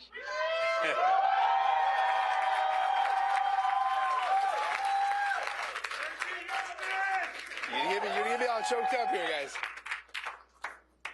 Gotta keep it together here, folks. Thank you very much. The love is amazing. I appreciate y'all. Big thank you to Suzanne. She's been with us from the beginning. Huge thank you. Appreciate her so much. Thank you, thank you. And all of you in this room, you guys poured your heart into this. Thank you so much for everything you've done. You're amazing. Love you all. Thank you. And I know in election parties, night parties across the country, people are gathered. I want to thank them all for all their hard work. They're amazing people gathered together across the country. I want to take a moment to congratulate Prime Minister Carney on his victory. He has an important job to do, to represent all Canadians and to protect our country and its sovereignty from the threats of Donald Trump. Tonight and every night, all of us here, we're on Team Canada. We want Canada to thrive, and we're going to continue to fight for Canada.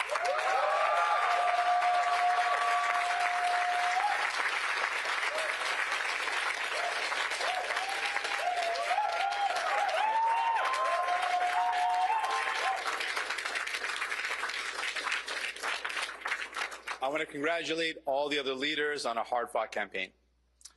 It's been the honor of my life to represent the people of Burnaby Central. Tonight they chose, thank you.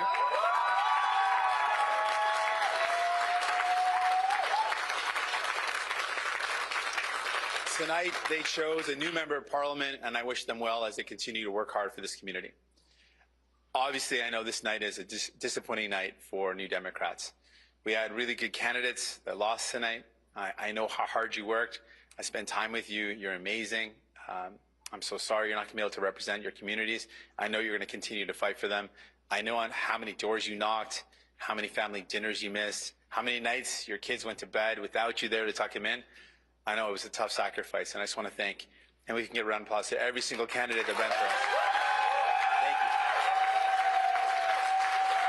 Yeah.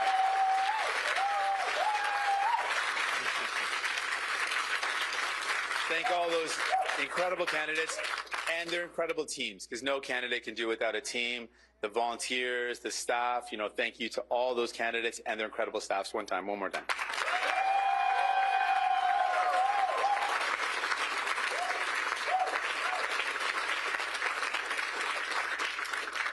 Choosing to commit your life to politics obviously comes with some sacrifice, but we choose this life because of the chance to change the country we love for the better. We may lose sometimes, and those losses hurt, you know, it's tough. But we are only defeated if we stop fighting. We're only defeated when we believe that those that tell us that we can never dream of a better Canada, a fairer Canada, a more compassionate Canada.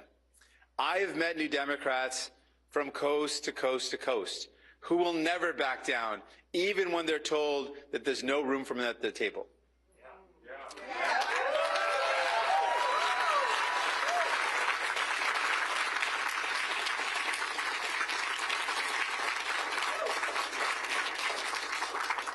We make room for everyone because we believe that there is enough wealth in Canada for all of us to live the life that we deserve.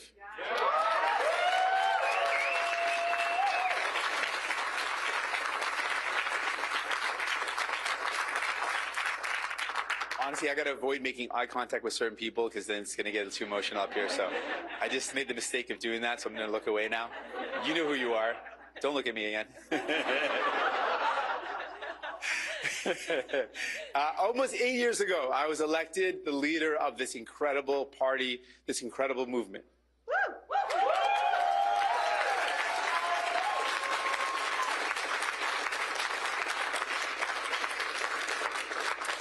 I've worked really hard to be worthy of this trust, to live up to the legacy of our movement. Hold on a sec, I guess.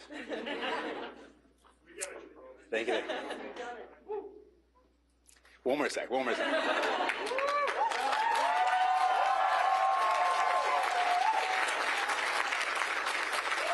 Tonight, I've been informed a party leader that I'll be stepping down as party leader as soon as an interim leader can be appointed. Now, I could not have done this incredible job without, here's a point, give me a second to break down a bit. I couldn't have done it without the incredible support of my wife, Kirkiden.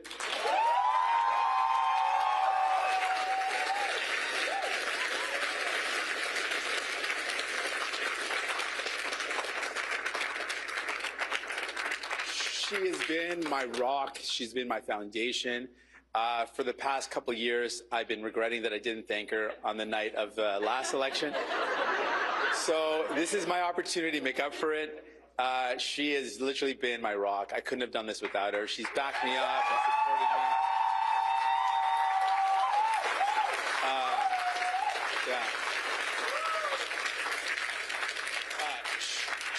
me.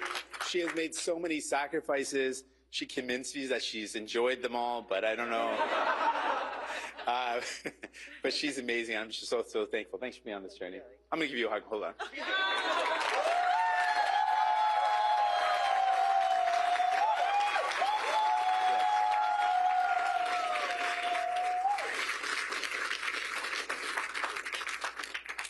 Also, I might break down this part because, and Anhad and Dani, my daughters, remind me of the future. God damn it, that we are fighting for.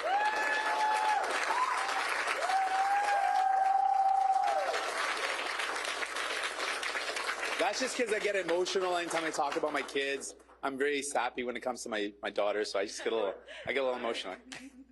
I've also been supported by my family, and I got to thank my parents who are here today. They're amazing. Love you both.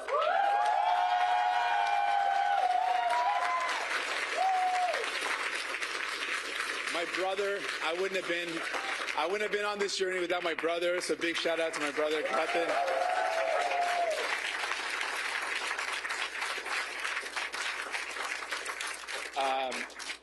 And honestly, this may sound funny, but my in-laws, I literally couldn't have done this without my in-laws. They're amazing. Where are my in-laws? They're somewhere here.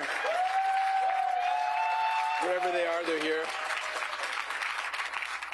I wanted to look at them and point at them too. Oh, there they are. Yeah, I couldn't have done it without them. Literally, if you're a parent, you know how important your parents are, and your in-laws too, it turns out. So, huge thank you.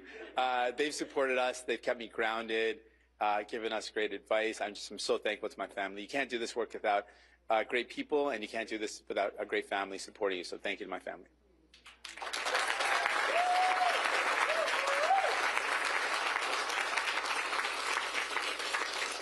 I'm spilling my water and everything. It's getting a little bit, trying to be graceful here, folks. I also want to thank my NDP caucus. This is a team that together we brought historic change for people. We brought real change to the lives of Canadians. I know that people are concretely better off because of our work over the last 8 years, and no election result will ever diminish that. So thank you to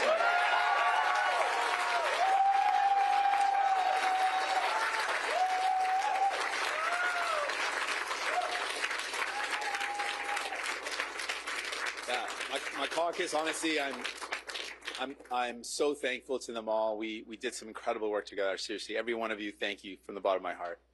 And I might break down this part too. Forgive me if I do. I can only do this, and we can only do this work because of a great staff. And y'all just poured your heart into me, into the work that we did. So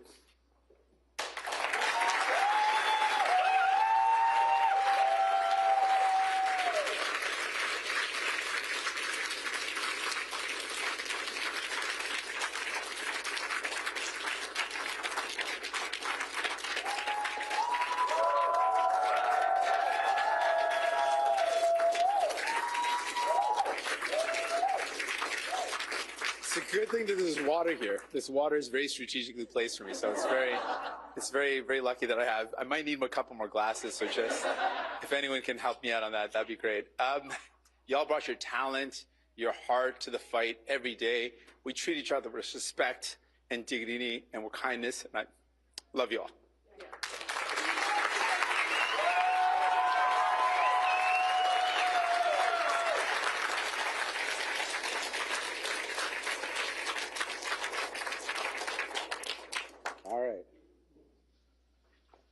We're almost there, folks. I got a couple other things I really want to get off my chest here. One other thing is, nothing's too spicy. It's just good stuff. I often speak about something my mom taught me. It's a Sikh teaching of Chardi Kala. And this is something fundamental to who I am. And it means, the words break down. Chardi means rising, and Kala means spirits. And it's something that it captures a big part of who I am. And it's the idea that in the fight for justice, in the fight for fairness, in the fight that we fight, we want to have optimism in the face of struggle. We want to have a defiant optimism. It's like this eternal resilience. And this is the spirit that I carry tonight. Obviously, I'm disappointed that we could not win more seats. But I'm not disappointed in our movement. I'm hopeful for our party. I know that we will always choose hope over fear, and optimism over despair, and unity over hate. New Democrats literally built this country.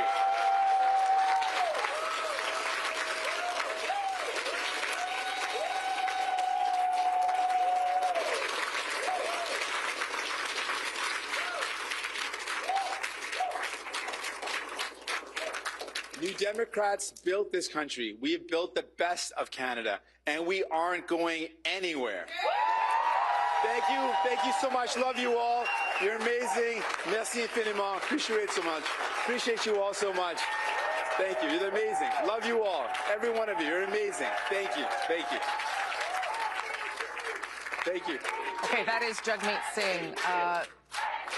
conceding, first of all, his own riding of Burnaby South, where he continues to be in third place, and announcing that he will step down as leader as soon as a new interim leader can be chosen. He was the leader of the NDP since 2017. Marina von Stackelberg is in the room there. Marina, obviously a very emotional room, and I must say, a very gracious speech by Jagmeet Singh tonight. Yeah, this was really the worst case scenario for the NDP. This idea that Jagmeet Singh would not be able to hold on to his own seat, that there would be severe losses for the party, which is how this is panning out. You know, throughout this campaign, one thing that we've heard from supporters and from his team was that a lot of progressive voters that would have voted for the NDP were scared. They were scared of a Trump. They were scared of Trump. They were scared of a Poilievre majority, and so they were going towards Mark Carney's Liberals. And you know, the party tells me that they feel like if they would have had a bit more time to explain to people that this would cause vote splitting. This is what we've seen is several, you know, big name NDP MPs potentially or actually losing their seat because of vote splitting. The party clearly saw this was a potential issue. They actually started a whole campaign about it here in BC, saying vote for NDP to prevent Conservatives from getting seats. So obviously this is a huge loss for this party. One staffer I spoke to earlier today, we were talking about the potential outcome, said for her, it was something that no matter how it shook out, they had helped to get dental care. They had made dental care happen. And for them, that was something they were going to hold on to. That was something that the NDP pushed to with just 24 MPs in the House of Commons. But obviously, this leaves this party in really the worst situation. The last time they lost official party status was in the 90s. And this is so important for a political party. It allows you questions in the House of Commons. It allows you, you know, to be in committees, to get staff. And so where this now is really going to be the question. Okay, Marina von Stackelberg live there in British Columbia. Of course, I said Burnaby South. It's Burnaby Central is the riding where Jagmeet Singh has lost his own seat. Thank you, Marina. Appreciate that. Going to go to Randall Garrison there. I will say, if you're going to lose and have a devastating night and still act that gracious in your loss, that speaks to the humanity of these leaders and certainly of Mr. Singh. Speaking about the sacrifices people have made, he himself also has made, and now that he's stepping down. Are you surprised about the fact that he's leaving? No, and I said just a few minutes ago, I guess, on the air, that it was too early to write the story, but I was pretty sure this is the story we would be writing. Yeah. I supported Jagmeet early on because of the kind of person he is and the compassion he shows to others, which he demonstrated in the speech, but also calling on Canadians to get behind the winner of this election to get us through these difficult times. An enormously difficult thing to do when you've lost. Totally, yeah. And so I give him high praise for that. I wasn't certain he would resign tonight, but I did think he would resign. Yeah, given the outcome. Now, I said earlier, where does the party go from here? Well, we still don't have a majority government here, and even if there are only somewhere between 8 and 12 New Democrats there, they may have a key role to play. And even if there's a small majority, they'll still have a key role to play in all those things that Jagmeet has talked about that are important to ordinary Canadians and the cost of living, housing, healthcare, all those things that are traditional priorities of the NDP will still be problems that the new parliament has to grapple with. And not to take anything away from that legacy and the legacy of Mr. Singh, but we've come a long way from Jack Layton and official opposition to now. And I wonder why that is. I wonder and what you think the party has to do to get back to a place of growth where people don't see it as a protest vote or a vote to park, but as a real alternative, a viable party.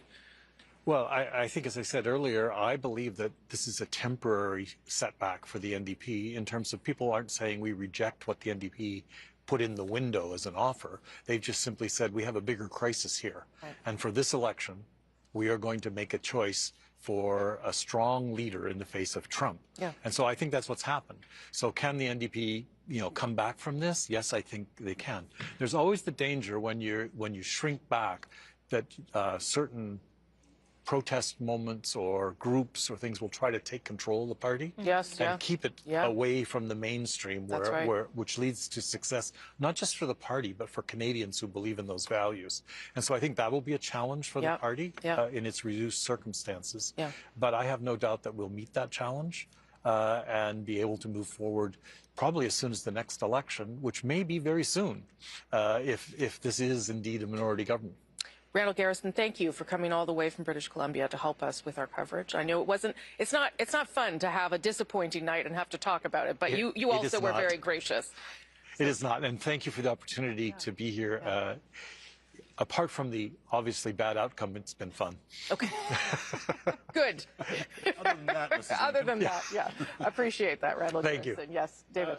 Rosie, I'm just getting word from the Liberal campaign that Mark Carney intends to speak in the next 30 minutes. So we should hear from him in the next 30 minutes or so on wherever this is going to end up tonight. Okay, and there on the bottom of your screen there in that small box is Pierre Poilievre's headquarters, the Conservative headquarters. We are going to hear from him in just moments. And there he is with his wife, Anna Poilievre, who has been by his side throughout this campaign, really a vital part of the campaign to try and get people's support and to show a more personal side of him. Let me show you where Pierre Poilievre is in his riding of Carleton at this hour. Remember, unusual things going on in that riding because of the longest ballot campaign. There are 91 people on the ballot, but Pierre Poilievre has not led once in the course of this evening in his own riding. And the Liberal there, Bruce Fanjoy, is ahead by more than 2,000 votes. So that is something to watch for sure. Not calling anything there, but not very encouraging for Mr. Poilievre tonight. Let's listen in. Merci. Merci, Thank you. chers Canadiens. Dear Canadians, Je vous aime aussi. I love you too.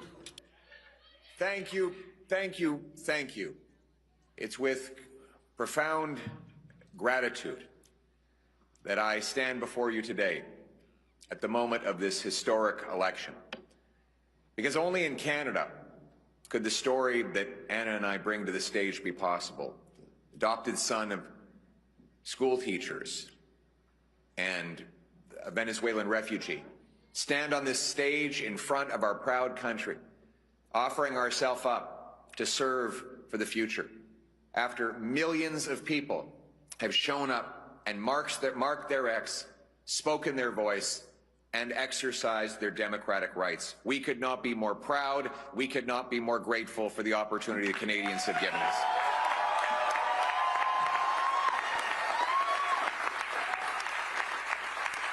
And speaking now of Anna, I want to take a moment to thank my incredible wife. She's been by my side. She's my rock. I love and cherish you and our little ones more than you'll ever know. And I could not have done any of this without you. Thank you so much. I love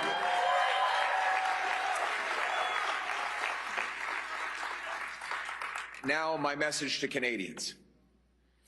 The promise that was made to me and to all of you is that anybody from anywhere could achieve anything, that through hard work, you could get a great life. You have a nice, affordable home on a safe street. My purpose in politics is and will continue to be to restore that promise.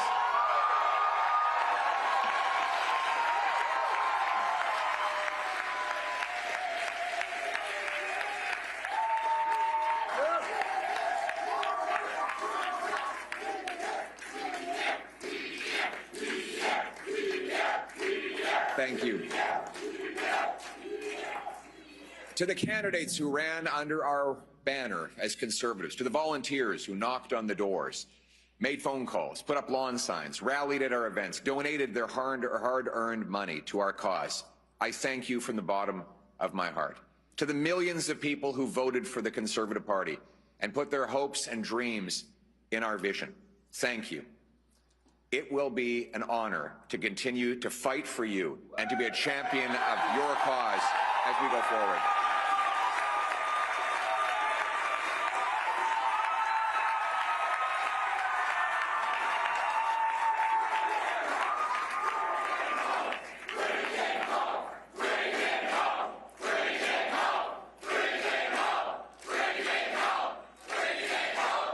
Ça serait un grand honneur de continuer de me It would be a great honor to continue to fight for you, because it has been an honor to be your voice, to fight for conservative values, the values for which you voted, and it will be an honor to continue to try and restore the promise of Canada, that anyone who works hard can have a great life in an affordable home, in a safe community. That is our vision, and we will bring it home.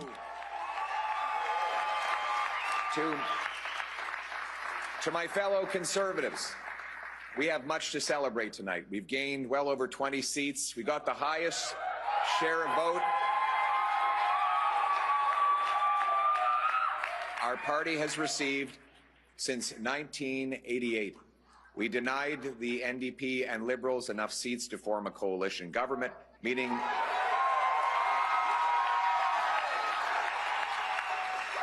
and we did all of this in a very difficult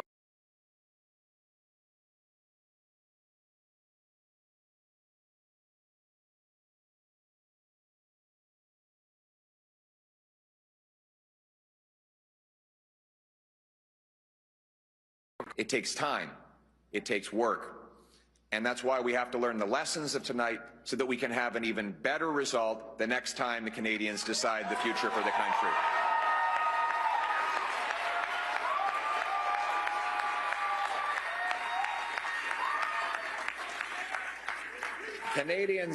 Canadians have opted for a razor-thin minority government, a virtual tie in the vote count. So I would like to congratulate Prime Minister Carney on leading this minority government.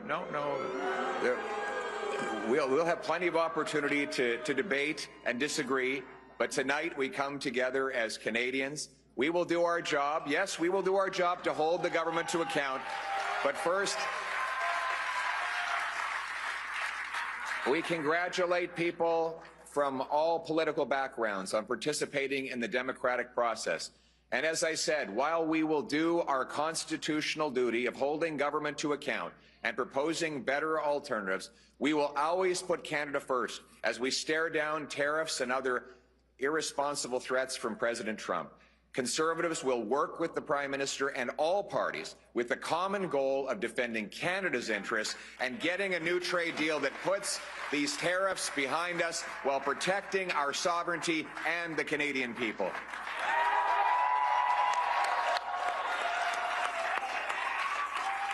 I want to thank my Conservative team, my caucus, my members of the Conservative staff and others who've helped reshape the entire political landscape in this country.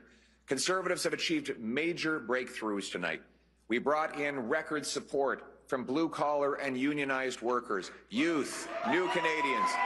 We gave voices to countless people across this country who've been left out and left behind for far too long. We won the big debates of our time on the carbon tax, on inflation, on housing, on the drug crisis, on crime.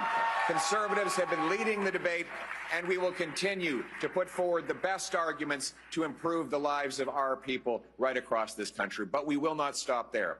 Every single day, our Conservative caucus and I will be holding the government to account on behalf of the millions of Canadians who believed in the message of change. En tant que parti, as a party, we have definitely expanded our support, and every single day the Conservative caucus and myself will be working hard in Ottawa to force the government to account on behalf of millions of Canadians who decided to vote for real change. I had the honor of crisscrossing this country to speak to thousands of people who shared their concerns, their suffering, their despair with me. Took precious time out of their day to tell me about their struggles, their pain, their fears, but also their hopes and dreams. Welders and waitresses, farmers and factory workers, seniors, small business owners and single mothers, young Canadians and young families pleading for the chance to own a home, parents who worried that their kids would never be able to move out of their home, grandparents who saw their grandchildren suffering from the shortfalls of our economy, and countless others who are afraid to go outside because of the rising wave of crime.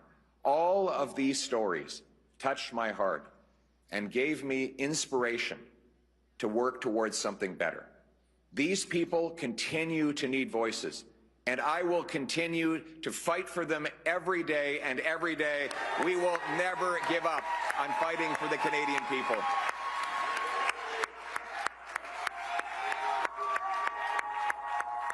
Thank you. We hear your stories. We will carry those stories with us into Parliament. We will not forget the people for whom we work and for whom we fight every day. Now, I know that some of you might be disappointed that change did not get over the finish line tonight. Change takes time. Most of all, it requires that we never give up, because our people and our country are worth fighting for.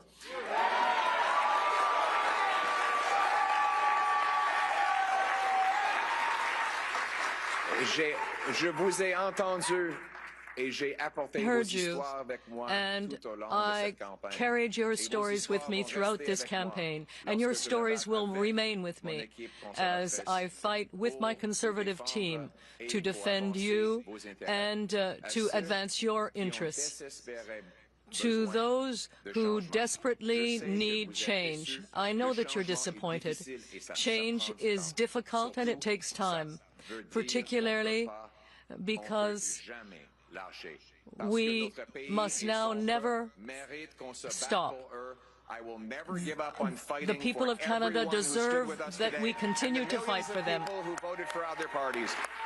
And so, my message tonight, for the single mother working 2 jobs but still has an empty fridge and an empty bank account, for the young people who despair at never being able to afford a home, for the seniors on fixed incomes whose savings are eroded by inflation and no longer feel safe in their local neighborhood parks, for those who are now living in fear and terror because of crime, for those worried about losing their jobs because of unacceptable tariffs from the United States of America, for all of those who feel left behind and forgotten, my message is one of hope. Change will take time, but we will fight for that change, and we will deliver that change, and we will never give up on fighting for the great Canadian promise that anyone from anywhere can achieve anything, that hard work gets you a great life in a beautiful house on a safe street protected by our brave troops under our proud flag. Canada first, Canada always. Let's bring it home. Thank you very much, Canada. Merci beaucoup, Canada. Yeah, we fight for what's right. We're wild and we're free from the mountains.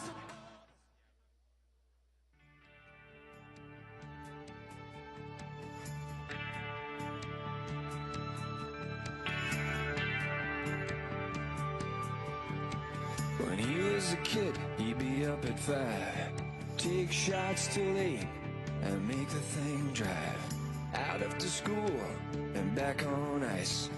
That was his life. He was gonna play in the big league.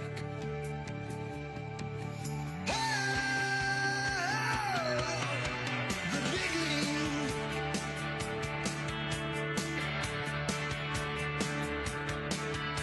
Now many ways out of this cold northern town, you work in the mill and get laid in the ground. And if you're gonna jump, it'll be with the game. Real fast and tough is the only clear lane to the big league.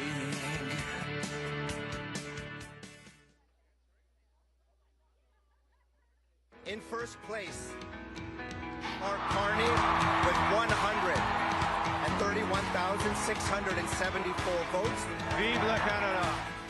Mark Carney n'a pas perdu de temps après son entrée en poste pour abolir la tarification fédérale sur le carbone. Elbows up, Canada. Do you know how refreshing it is for people to think a politician is boring? Comme on a quelqu'un qui a gradué avec un doctorat en finance à Oxford. The Liberal plan is a good plan. C'est quoi le nom du groupe d'humoristes de l'animateur Guillaume Lepage? Qui est un... Oh, Crockett Bellator. Ouais! Oh! Bravo!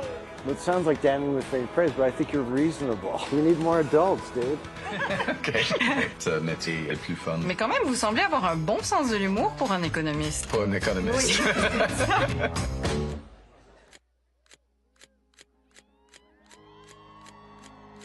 Nous avons une stratégie très claire. Nos contre-tarifs auront un impact maximal aux États-Unis et minimal ici au Canada. We do have some breaking news out of Canada. Prime Minister there, Mark Carney, delivering a response. In a crisis, it's important to come together, and it's essential to act with purpose and with force. And that's what we will do. Monsieur Carney, est-ce qu'on veut devenir le 51e État des États-Unis? Jamais. Jamais. Recently, at one of your rallies, a lady shouted out, "Lead us, Big Daddy." And people say you have... I never met that woman. You have, Yes, Big Daddy! I'm supposed to go back the way I came in, but I think I'm going to go back that way. But let me ask you, Mr. Prime Minister, will there always be a Canada? There will always be a Canada. All right, elbows up. Elbows up.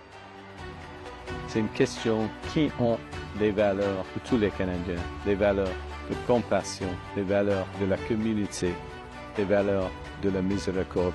Fundamentally, it's about what it means to be Canadian, and that's what's at stake. Are we coming together, or is it everyone for themselves? I prefer that we come together to build a better country.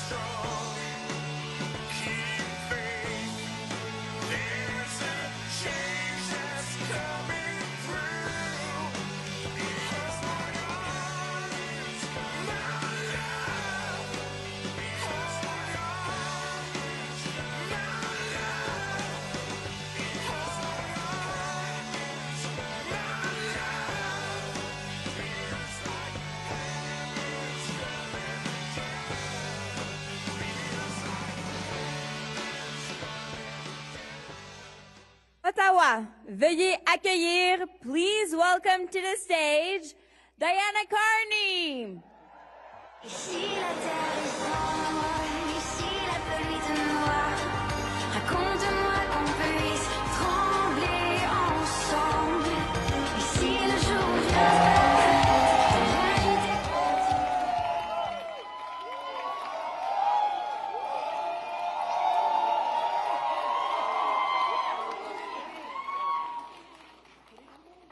Good evening, Canada.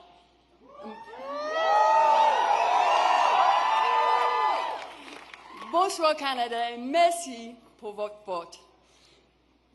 I'm so grateful to you. Thank you for supporting your Liberal candidates.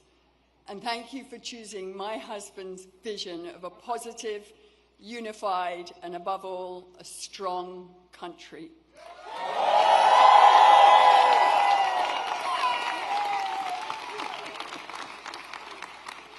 Over the past few weeks, Mark and I have had the enormous privilege of meeting so many people across this great country. Everywhere we've visited, we've been energized by the passion, the commitment, and the kindness and belief that we have encountered, not to mention the beauty and diversity of this amazing country. As we've traced a path from winter into spring,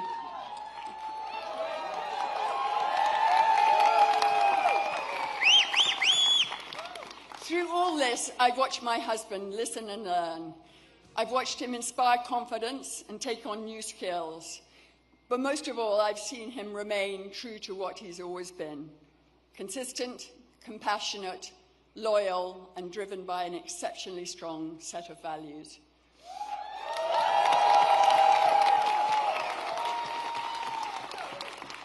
He's thoughtful, respectful, and honest. And I think and hope that you now have come to appreciate that alongside his capacity for dealing with the most serious of matters, he has a great mind for trivia, a wicked sense of humour, and a wonderful smile. He's been that way since our very first date, back when we were young grad students, when we went to that dinner, and he said to me, he stopped the conversation, and he said to me, "I want you to know I'm committed to move back to Canada and to work in the public service." So here we are.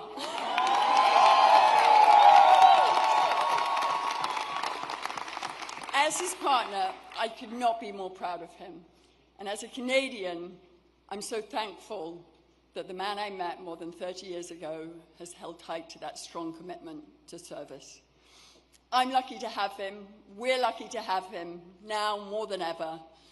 Without further ado, it's my great pleasure to introduce my husband, the Prime Minister who will make Canada strong and Canada for.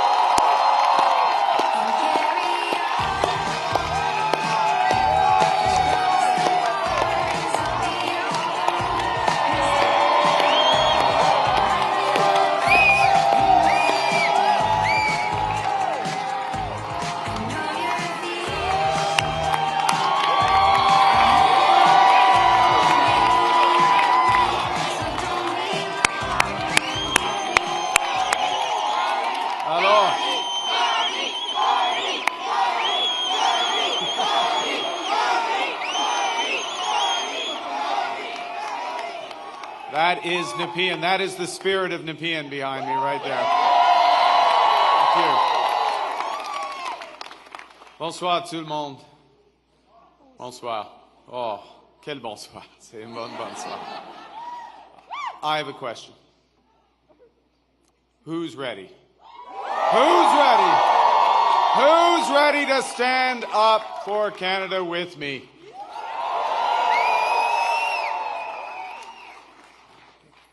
And who's ready? Who's ready to build Canada strong? Okay.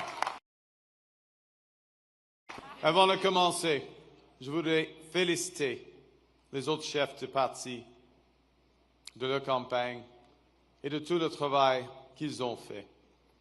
Je les remercie pour leur service envers le Canada, maintenant et dans le futur. I want to thank the leaders of the other parties. I want to salute the contribution of Jagmeet Singh. I noticed his remarks. Leading on progressive values. Elizabeth May, who will be returning to Parliament. Yves-François Blanchet. And I want to congratulate Pierre Poilievre on a hard-fought, fair, good campaign, his commitment to the country that we both love.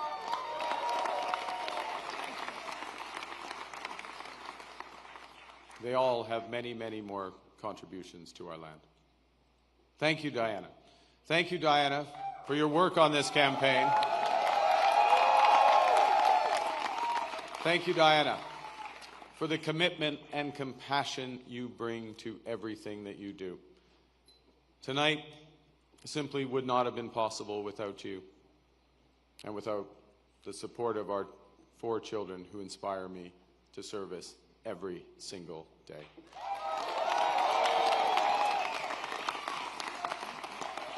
I also want to salute the women and men who put their name on the ballot from all parties. Thank you for standing up to serve our country at this critical time. And for those who were elected, particularly those Liberals who were elected, I am looking forward to working together to deliver for Canadians. Bruce. And Bruce, yes, Bruce Vanjoy. I'm looking forward to working with Bruce Vanjoy.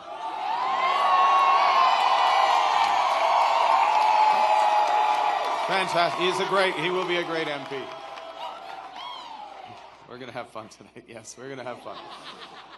Bien sûr, je tiens à remercier les milliers de bénévoles ici ce soir et à travers le pays qui ont donné de leur temps pour cogner au port, pour faire des appels, pour échanger avec leurs voisins et les membres de leur communauté, pour nous donner un gouvernement fort.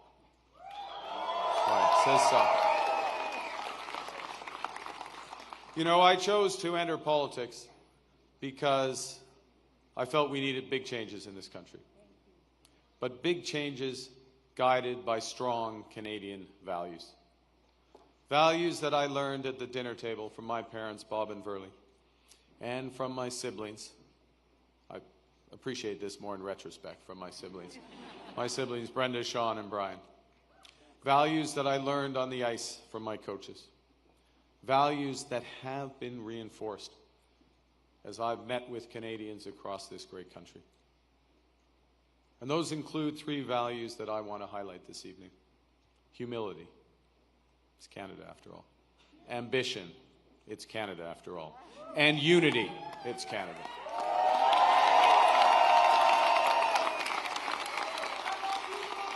I love you. Right back. Right back. These are good values. These are Canadian values. Values that I will do my best. I'm just getting worked up here. These are values that I will do my best to uphold every day as your Prime Minister. You betcha. Okay, well, you have to judge after this next section because I am going to begin with the value of humility and by admitting that I have much to be humble about. It's true. Over my long... that's not an applause line, it's just a statement of fact. Over my long career, I have made many mistakes, and I will make more. But I commit to admitting them openly, to correcting them quickly, and always learning from them. You know, humility underscores the importance of governing as a team in cabinet and in caucus, and working constructively with all parties across Parliament, of working in partnership with the provinces and the territories, and with Indigenous peoples. And at this time, it underscores the value of bringing together labor, business, civil society, to advance the nation-building investments we need to transform our economy. Humility is also about recognizing that one of the responsibilities of government is to prepare for the worst, not hope for the best. As I've been warning for months, America wants our land, our resources, our water, our country. Never. But these are not idle threats. President Trump is trying to break us so that America can own us. That will never ever happen. But we also must recognize the reality that our world has fundamentally changed. There is also, for me, as I stand before you this evening, humility in recognizing that, well, many have chosen to place your trust in me, trust in the Liberal Party. Millions of our fellow citizens preferred a different outcome.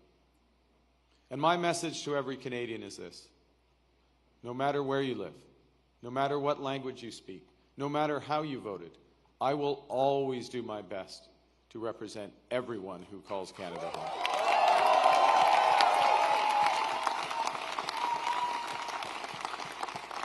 You know, during this short campaign, I went to Saskatchewan and Alberta a couple of times, even though, you know, we're Liberals. It's tough. It's tough out there. I grew up there. But I went because I intend to govern for all Canadians. And au cours de cette campagne, plusieurs Québécois et Québécoises m'ont ouvert leurs portes, m'ont accordé leur confiance. J'en suis profondément touché et je vous en remercie. La langue française, la culture québécoise, elles sont au cœur de l'identité canadienne. Elles définissent le pays que j'aime tant. Et je vais les défendre sans relâche.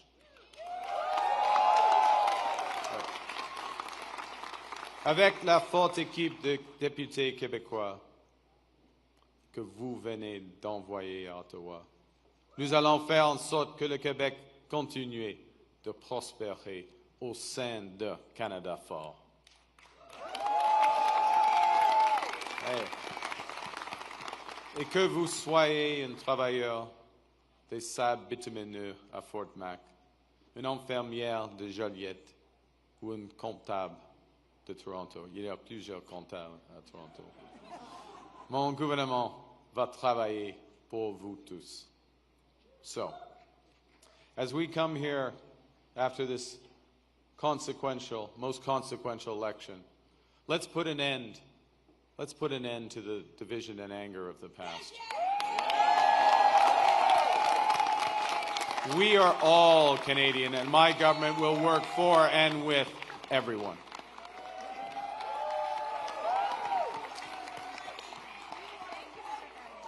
I began with humility, but Canadians are ambitious.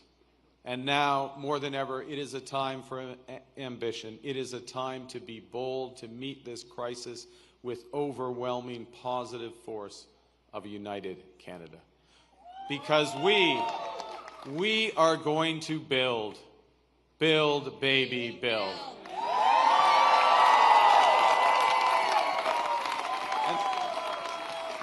Exactly. Throughout, we're building now. We've gotten over that bit. Throughout our history, there have been turning points. Throughout our history, there have been turning points when the world's fortunes were in the balance.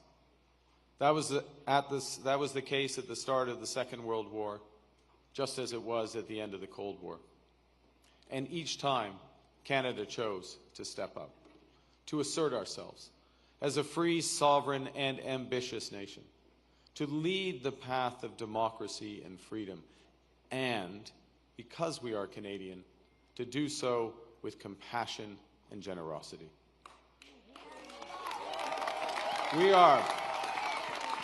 We are once again at one of those hinge moments of history. Our old relationship with the United States, a relationship based on steadily increasing integration, is over. The system of open global trade, anchored by the United States, a system that Canada has relied on since the Second World War, a system that, while not perfect, has helped deliver prosperity for a country for decades, is over. These are tragedies, but it's also our new reality.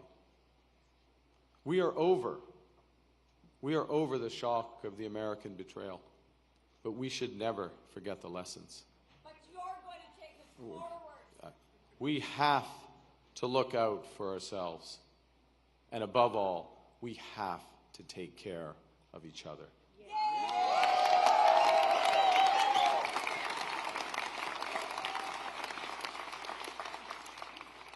When I sit down with President Trump, it will be to discuss the future economic and security relationship between two sovereign nations. And it will be with our full knowledge that we have many, many other options than the United States to build prosperity for all Canadians.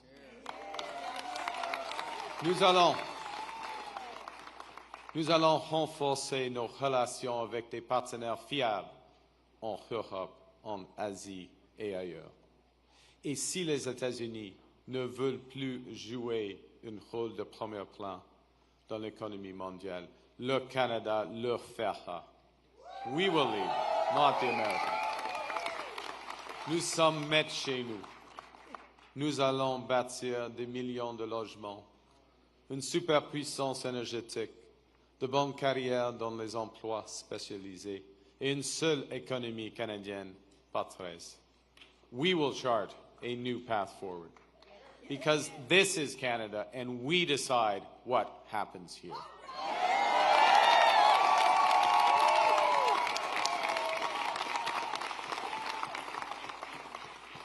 We will need to think big and act bigger.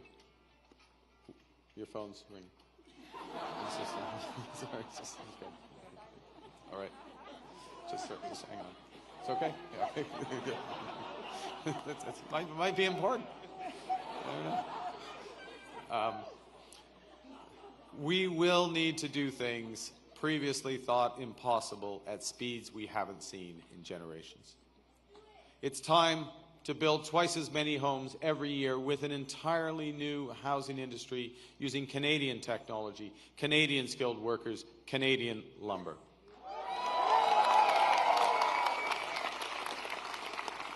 It's time to build new trade and energy corridors, working in partnership with the provinces, territories, and Indigenous peoples. It's time to build hundreds of thousands of not just good jobs, but good careers in the skilled trades. It's time to build Canada into an energy superpower in both clean and conventional energy. And it's time to build an industrial strategy that makes Canada more competitive while fighting climate change.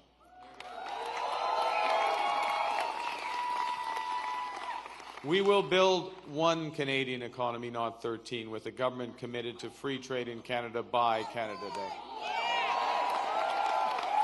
The point is that we can give ourselves far more than the Americans can ever take away. But even given that, I want to be clear. The coming days and months will be challenging, and they will call for some sacrifices. But we will share those sacrifices by supporting our workers and our businesses. Les défis devant nous sont intimidants, et c'est normal. Les grands changements, comme ceux que nous vivons, sont toujours inquiétants. Nous avons beaucoup de chemin à faire, mais j'ai confiance. J'ai confiance en vous. J'ai confiance au Canada.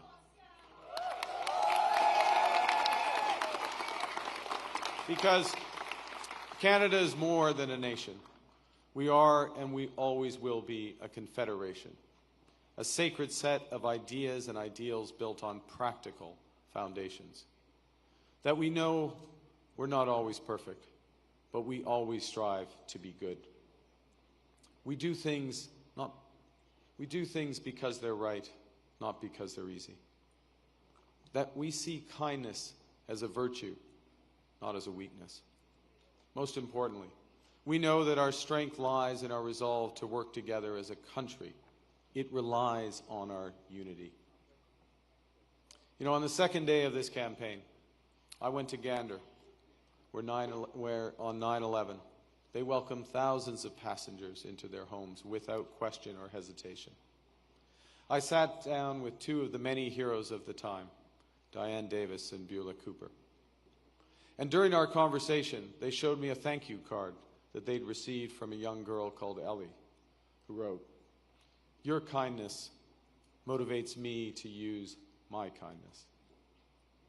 That touching phrase captures what Canadians instinctively know, that virtue is like a muscle that grows with its exercise. We become just by doing just acts, brave by doing brave acts. When we are kind, kindness grows. When we seek unity, unity grows. When we are Canadian, Canada grows.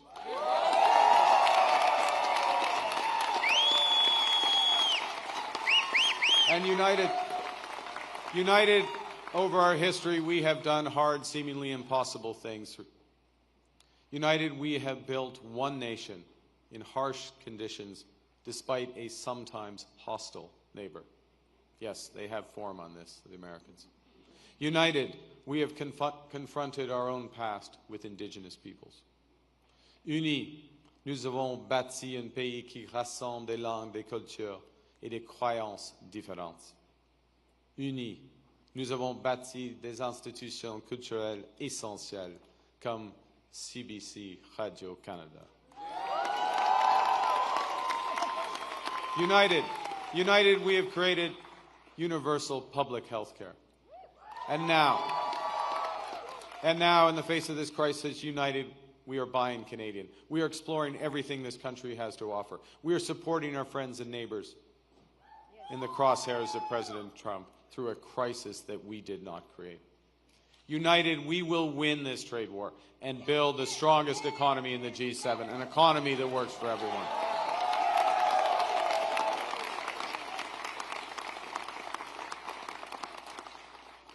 Au cours des derniers mois, les Canadiens et Canadiennes ont fait leur part, se sont rassemblés pour défendre notre pays et notre façon d'être.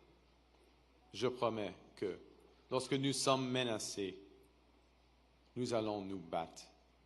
We will fight back with everything we have to get the best deal for Canada. We will protect our workers and businesses, and above all, we will build an independent future for our great country. A future that makes the greatest country on the earth even better. Together, we will build a Canada worthy of our values. We will build Canada strong, Canada free, Canada forever. Vive le Canada. Thank you very much. Merci beaucoup.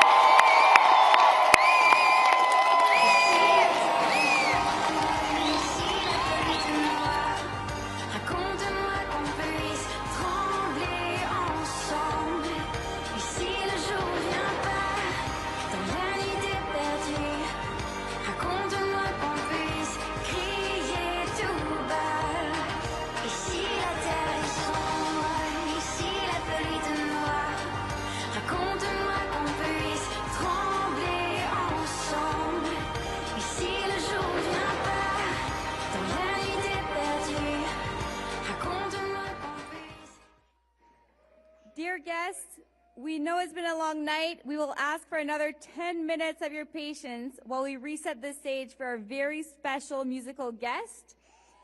Chers invités, nous savons que la soirée a été longue. Nous vous demandons de patienter 10 minutes pendant que nous préparons la scène pour nos invités spéciaux. À tout de suite.